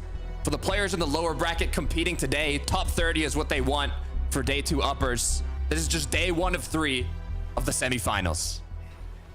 And where you're at in the leaderboard means so much where you finish here on the day. If you don't capture that victory royale, and you kind of saw the leaderboards holding the line after 4 games. Nebs and I dropped 25th place at about 84 points. And you see them getting aggressive. They're really to lay it all on the line here. That's Pink and Vico. One of them's going to go down. That's Kiddo and his duo ready to take down Vico as well. They have him so hurt. 35 HP. They continue to move forward. Different walls. They get into the box. Down goes Pink. Down goes Vico. They are out of this game, and Kiddo and Kiro go ahead and stand 10 toes down and hold their position. Right off the bat, instant action. And 2 eliminations for Kiddo Hero. Vico Pink gonna be taken out. I'm actually trying to remember, Jacob, where they were on the leaderboard to see if they're likely to make uppers or lowers, but 12th. I think they've got it. 44. It should be able to hold. We'll see. Fingers crossed. But for Resin and Bag Chaser, it's got to chase more than just the bag. Has to get that VR. A lot of teams here put themselves in a win and you're in situation. Leaderboards do no longer stand a chance. As we move on over towards Lavish Layer, 2 of our winners came out from this POI, which opened it wide open for others to begin to slowly but surely move in. I feel like after game 1, you already had, or after game 2, Razumi and Zoom started to move in. Now Art Skill and Astra's moving in, becoming more and more congested. And might just be a plan for some of these teams. Qualify here, figure out where I'm going to go ahead and drop another time, because it only matters if you make it that far. And you can see him just slowly but surely sneaking by, trying to catch his opponents off guard. Doesn't matter if he's peeking through a window or breaks the wall wide open. Look, Lavish Lair, there's something about it today that's been causing victory royales. I mean, I don't know what it is, Jacob, but it's got something. And will it bring another VR to one of the duos here? Irazumi, duo partner, up above, farming as they know their opponents down below. Don't know exactly where they are, but they know they're close. And that's every time I'm playing Lavish Layer myself. It's the building you have to watch out for. Inside of it, there's so many nooks and crannies to hide behind. Let's jump on board Vexy and Perhawa. They've been playing phenomenal all day long, just to not have their spot secured just yet. About 214 points, their first place on the leaderboard. Art Skill and Astral finally get into a fight. That's Razumi. He's going to get dropped down to just a sliver of HP and finally gets gunked on by Art Skill, who ran out of builds. Finally reunites with his teammate, and that's going to be the saving grace as Zoom has the high ground. Great shots yet again, but another team's moving in. No matter who wins this one, it's going to be hard for some of these players to come out on top and gather that medallion as Lens and his duo start to move up. Kefi and his duo start to move up as well. So much damage going through those builds, and another team is out of the lobby. Lavish Layer forcing a lot of action early on. No time at all to get your heal in. And even the third party might become a fourth party now, as another duo has been brought into the action here. But they're not playing as aggressive as the third party. They're kind of trying to look around, figure out the situation. Is it worth it? Do they have shield? Do we have an advantage? Do we not? The last match causes these decisions to be that much more difficult, because once you're out, that's it for the day. We saw Marius and his duo slowly but surely move up. This is a huge risk for a lot of these teams currently positioned here, ready to fight and put it all to the test. Even Yanis and Flixie going up against Kiro and Kuduo. who mathematically are in a good spot. Even if they go down here, it's going to be hard to overthrow them. This puts a lot of pressure on Yanis and Flixie in this fight. Both of these players trading shots back and forth. Nobody wanting to back down just yet. Sometimes when you back down, you begin to look weak and get some of these other players. That's why you can see them continuously trying to fight for that piece control, give them extra peeks. They can try to fire shots on their opponents. You see Yanis just kind of stuck behind his edited wall. Flixie there as well. A lot of this position going into Kiddo and Kiro. But I might have spoke too soon. A massive shot like that would turn the fight on its side, and all advantages go right out the window from offensive to defensive. Flixie just tearing through these builds with the mythic SMG and even forcing his opponents to disengage altogether. They say, no, we're done. We know we need the VR. Both being in top 10, they've almost secured that top 25 to at least compete again tomorrow in the upbridge if they don't end up getting the VR. So they're like, you know what, it's pointless. We don't want to take the aggression. We don't want these elims. We want to get to the late game. Just like Payson and Benno here, making use of the launch pads to rotate around the edge of the zone. Already kitted up as they continue to fly through the snowy mountains. This is where they're going to need a big game. They gave themselves a chance after game 4. Move themselves inside of the top 20. I know top 25 is the threshold we're looking at, but they moved themselves even further in than that, trying to give themselves a comfortable spot on the leaderboard. And you can see nobody's really nearby for them, so it's just about looting up, giving themselves the loadout, all the materials that they need to keep themselves moving in this game. Inside the vault now, just kind of waiting, see what's happening around. As it looks like the duos are disengaging as well. You can hear the crash pads, hear the mobility coming through. Now opening up the freedom for Sangild and Marius to kind of do as they please, as now they continue rotating and refarming. Yeah, I think with how long it's been towards Lavish Layer, a lot of players kind of got what they wanted. They've taken all the scraps. I saw at least 6-7 teams go in and out of that POI, so there's almost got to be nothing left as Vortex and Cheatin find themselves in another early game fight against Base and SS Double. And you can see just the different layers of variation coming out from Vortex, and finally sees those third-party shots peek in, and he's assessing how risky this play is before finally disengaging on out. Cheatin taking a little bit too many shots, so he's not feeling comfortable, and that's why Vortex is staggering himself to make sure they have a safe escape out of this fight. Minis come through. No more left for Vortexers. He's dropped it all for Cheatin. More than just one duo in the area. Makes you have to think twice before acting aggressively, as they've decided not worth it. But once they look back and see that the engagement has started, maybe they'll want a piece of it. But for Vexy, he does not want a piece of anything right now. Crouched up under a ramp. Do they know? Will they find him? No shields to work with. So Vexy's in a position right now. You got to imagine he's qualified for at least that top 25 to make it into upper bracket 2 tomorrow. But nobody wants to go down. Nobody even really wants to have to go through that, especially realizing and feeling it all here today. You want to win. You want to bypass the rest of the weekend, get some more practice underneath your belt. So you can see them not pushing their limits and testing it just yet. As Sangild and Marius, they already got the loot out of Lavish Layer and spot another player rotating on the outskirts. He's going to be by himself. They spot out one of the only solos this side of the map before he reunites with his team. Looks like they're going to approach him, actually, as they decided it's worth it. We want to take this engagement, but is that going to be the correct decision? As aggression comes through, no peace yet, but they're continuing to look strong. Some shots back and forth.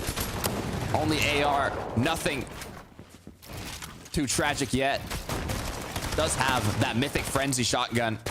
If Marius is able to get up and close, get a bit personal with them, it could be what it takes to come out on top.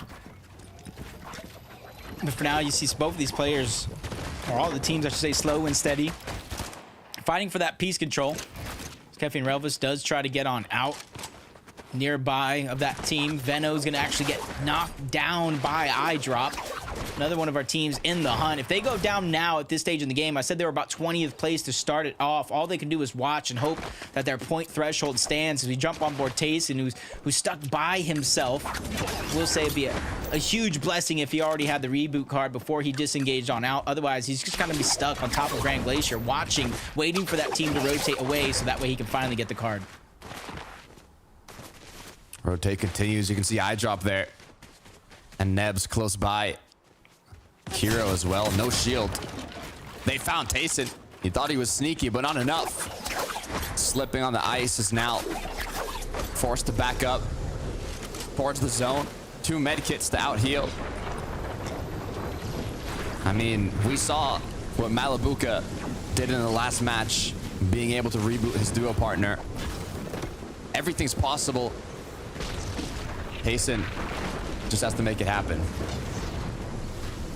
I think if anybody can get this reboot back on, it is going to be him, but Kiro and Kuruo still in that same location. Not moving too far off. Finally, Tayson sees some budging coming out of them. Probably just getting the scraps that were left by not too long ago. We've already seen a couple teams disengage out of this position, and while they're still here, there's another team trying to gatekeep them out on the way towards the zone. So a lot of these players are going to have to watch out, and they have to remember it's not going to be that easy. Being in 20th as well, just on the borderline of getting pushed out of qualifying range. The upper day 2.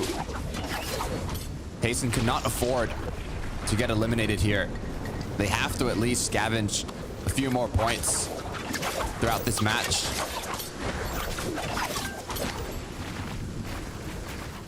This is his chance right here as Kiro just goes, disengages off one position, finds another elimination elsewhere, and that's how you're seeing how active this lobby is as Sandguild and Marius finally find Vexy, who is trying to hide as a solo. And that's the thing about the crash pad rotates Takata, is they don't give up any audio or those audio visuals like a lot of players are used to. So it's very, very easy to get caught off guard.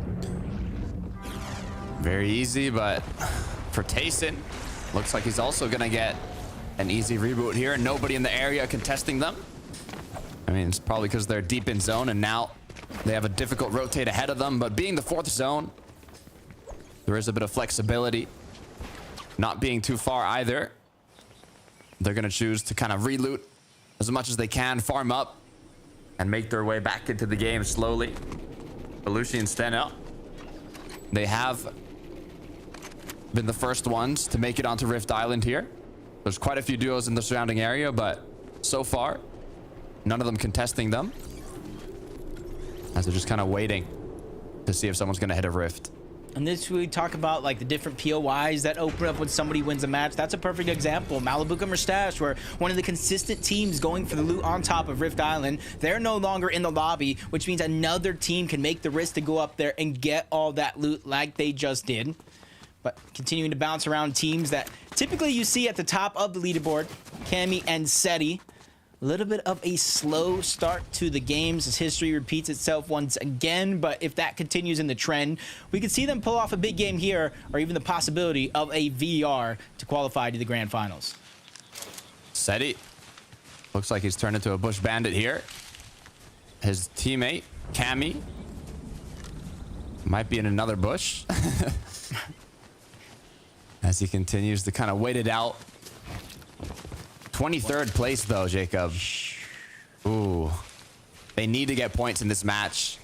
It's not even just for the VR. It's just to have another shot tomorrow. They cannot afford to get taken out early. Yep.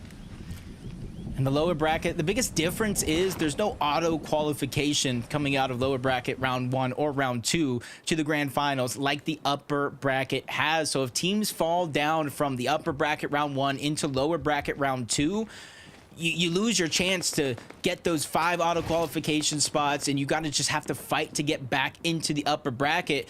In fact, there's teams that are fighting just to keep their FNCS journey alive on the lower bracket side of things, and that's why it's very, very imperative for a lot of these teams that may not necessarily perform well in those open style lobbies to not go down to those lower bracket lobbies. Taking a look back at Tayson and Benno now. Similar situation as Cammy and Seti. Only difference is had a late reboot and now is forced to kind of be staggered on the edge of the zone and re-loot what they can. Quite a few duos around Reckless Railways. 28 seconds till 5th zone starts closing. And it looks like they might in the game. Yeah. They might be able to make something happen. Could even have had a rift there from Rift Island, possibly. I'm curious to what they were going back for, but Skydo and Shakos right on the edge as well. You can tell the vibe of this match is different than the other ones. The players a little bit more cautious, a little bit more scared almost. Rightfully so. A lot of them are positioned with a max pool on the outskirts of the map. Shakos and Skydune are going to be one of them, but Flowberry Fizz is going to be the first attempt at moving across the map rather quickly, but without the crash pad, no grapple blade, you make yourself very, very susceptible to become a target. And you can see that's what they have in mind. They know somebody has a little bit of elevation above them, and they're just trying to protect themselves on this rotation, or maybe even recycle something that is going to be left behind. As you see Nathan and CZB getting ready for a crash pad play of their own, but instead of letting it go to fruition, they're instantly trying to engage and get some damage on this next rotation. They're only 200 above Storm Surge, so for them, it's about preparing for the future. A lot of duos in the zone currently, all having to rotate in. Shots being traded. And for the duos that are already based up inside of the zone, they have the freedom to look back, take those shots, get a bit of damage. As 70 players are still up, 36 duos. You can never do too much damage, Jacob. Nope. You can just over-peak. That's like the only thing. Shakos and Skydune still fighting their way in zone. Dharm is on the other side. He becomes most of that focus. Trying to reunite with Raxi. Snazy's there by himself, just kind of hunkered down in his position, really not wanting to give up too much audio and make himself a target. This 50-50 zone has yet to open up, and you see the majority of the players still left alive, either right in the middle of that line of zone or just yet to find their position inside of it. Carmi Lucia, 281 above. Good mobility. Once again, very good rotate, actually. You can see how little players are on this side of the zone. The hard part is going to be right when they get into zone. There's most likely going to be a few duos based up already, but hopefully, seeing that they're more on the uncongested side, there shouldn't be too much of an issue. They have that flexibility being 200 above, but as you see, it's ticking down quite quickly. And it's not going to be enough for later on. They're going to have to do more damage eventually. But for the time being, for this 6th zone, it should be enough. Yeah, especially kind of see the feed and actions going on. Steno and Lucy were able to get a full duo out of the lobby. Snazy and Podesai finally able to reunite under the bridge.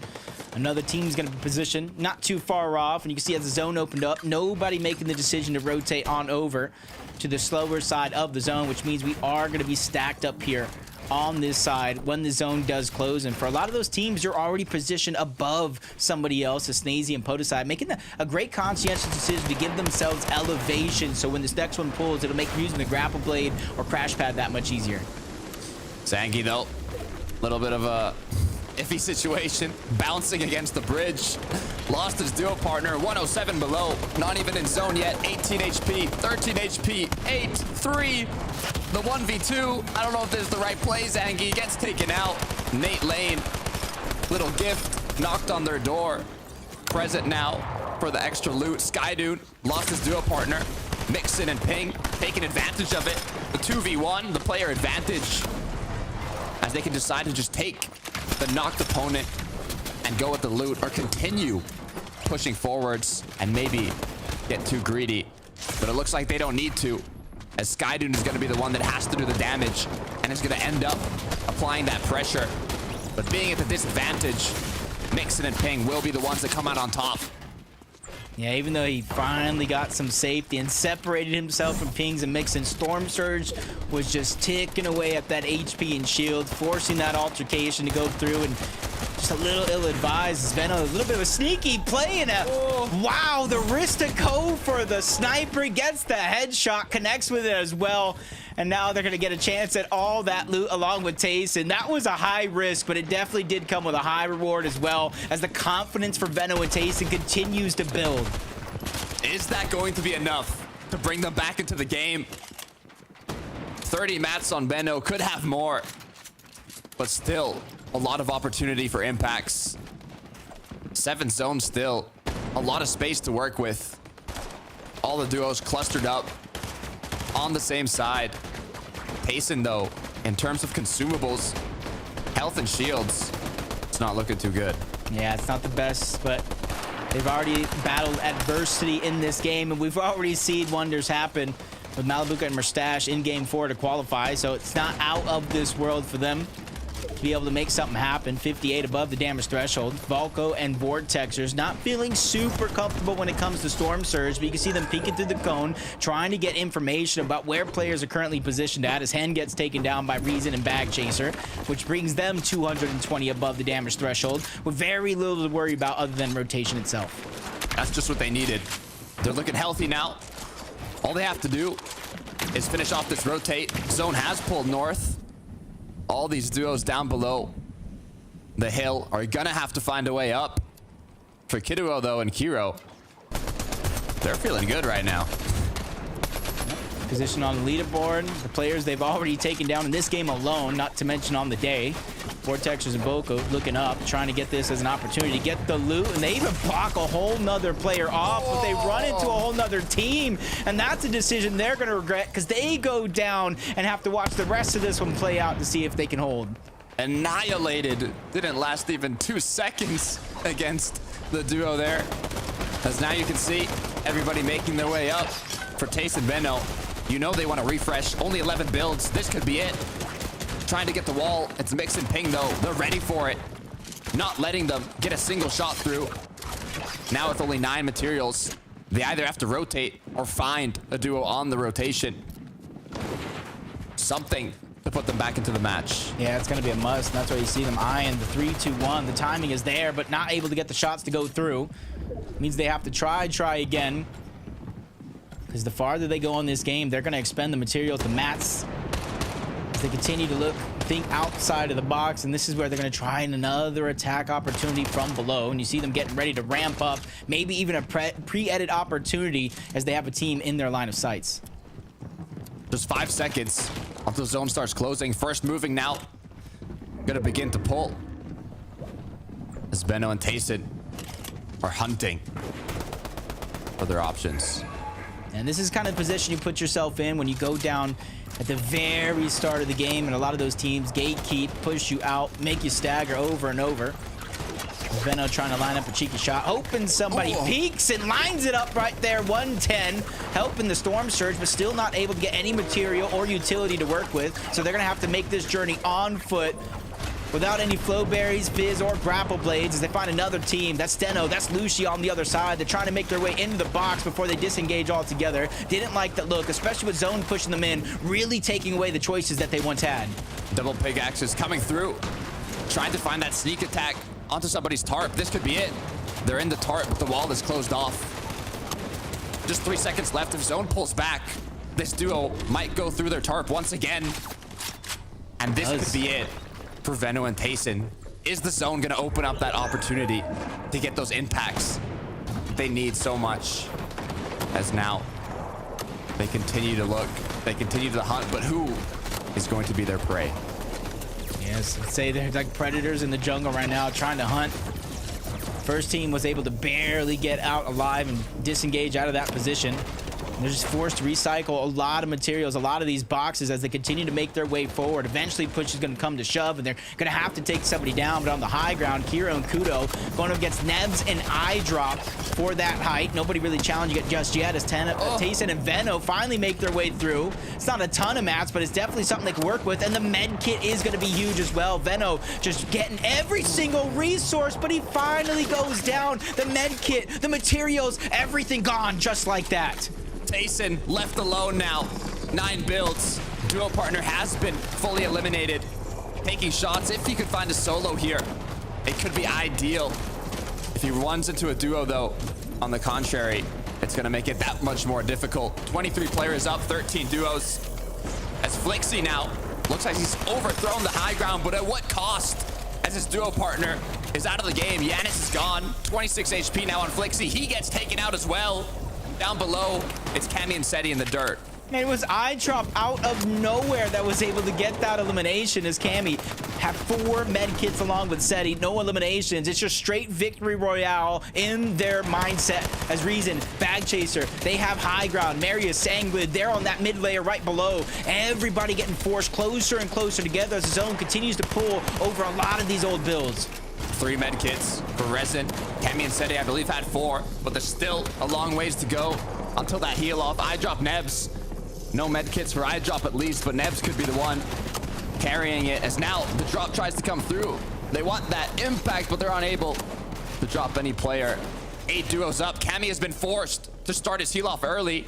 The 4 med kits now being used. Yeah, the biggest thing is the storm that he's taking. He won't be able to outlive storm sickness at this stage if it does come down to a heal off, but he's hoping that he's staggering himself back, gives him a fighting chance to try to sneak up. Nebs is getting dropped down low. He's full weak. He's actually taken out altogether. Cammy trying to go to the front side, but he doesn't have builds. He's not able to get the next medkit. 2 more drop onto the ground. Reason and Bag Chaser versus Chap and Khan. 3 med kits on Chap. It could be enough, but remember, it's Bag Chaser Reason actually making the decision to drop down, play extra aggressive, but Resin gets taken out. It's all up to Khan now, and he gets taken out as well. It's Bag Chaser from above, securing the elimination and his spot in the grand finals. They have had enough of these heal-off wins. They're looking like the team to beat because they took it by force. Multiple medkits scattered all around them on the low ground, even one in the inventory, but they said, nah, we are going to win, and we're going to show why we are one of the best teams in the game right now. Said, we don't need to play heal off. We want eliminations. We want to do it by force. You said it yourself, Jacob, and that is exactly what they needed to secure their spot into the grand finals. And you can see this is the moment right there. By taking down Flixie, they got the med kits, the materials, and the high ground secured. And you can see it. They had no materials, weren't building walls, just cones. They dropped down on one side, even with 6 medkits, Takata. 6 medkits. He had the bravery. He had the courage. He had the guts to go down there and end the game himself. That might be the biggest flex I've seen in Fortnite. I mean, 6 medkits to annihilate the heal off, and he's like, nah. I'm going to show you why I'm a bag chaser. I'm going to show you why I'm going to get that bag. 6 medkits, goes for the elim, and he gets it too. He gets the VR. That was insane. Some crazy games to really close out the day. We saw all 5 teams that qualified for the FNCS Grand Finals, but there's still so much more at stakes in terms of those leaderboards. So I'm going to throw it to Frankie, Levin, and Minimeyer to make some sense of all this chaos. Thank you so much, guys. That was an absolutely wild night of Fortnite. Congratulations to Reason and to Bag Chaser for securing that final pass of the night straight through to next weekend's grand finals. And there's definitely going to be a very happy community watching Reason at the moment, I imagine, Levin. Oh, absolutely. I'm going to be heading straight to Reason's stream after this just to check his reaction. I know it would have been electric. The energy would have been very, very high from both of them players, and rightfully so, man. You know, this is another example of a new duo, a newly formed duo who has come through and won today. All the teams today, Mini, have been newly formed duos that have been able to solidify spots. So, you know, they're going to be happy that the investment in pairing with each other is paying off already. Yeah, and this is a duo that do have a lot of experience as well, of course, not necessarily together, but as individuals in other teams. So it's great to see them in the grand finals. They're a team that you would expect to be in the grand finals. They've had a couple of difficult tournaments so far this season. It hasn't been the absolute dream run that we've seen from Reason and company here, but it's definitely one that we're excited to see them perform in the grand finals. I think I just feel sorry for Reason's neighbors and probably the entire Germany from that reaction, because I'm sure it would be very, very loud indeed. But we've got to have that energy in the grand finals, and at least his neighbours can breathe a sigh of relief because he doesn't have to play over the next 2 days. Let's take a look at the leaderboard though, because we will get to see who is going to be playing in the upper bracket tomorrow. Remember, 6 to 25 do go through to the upper bracket, and the others will be in the lower bracket, and those are not set lobbies. We have 4 lobbies in the lower bracket that will be playing at the same time. 10 games that all the players need to get through, so it's going to be particularly intense. But as you can see, Sangold and Marius have been consistent the entire evening, coming so close multiple times to taking that victory royale. So it's definitely not a surprise to see them leading the rest of the lobby into tomorrow's upper bracket mini minor. Yeah, it's good to see. And I mean, you know, there's some teams in there that definitely have a big chance at winning. We got some teams that we're excited to see perform tomorrow. Something else I just noticed on this leaderboard as we're on it right now. Reason and Bagchaser went up 32 places. So they were outside of that top 25 actually going into this last game. So you can see what a big difference that last game, of course, made for them. And now they find themselves in the grand finals, which is absolutely insane. I wonder if we're allowed to take a look at the second page. There we go, right on cue. Thank you so much, production. Because you can see, interestingly, Venno and Tayson, they have made their way into tomorrow's upper bracket as well.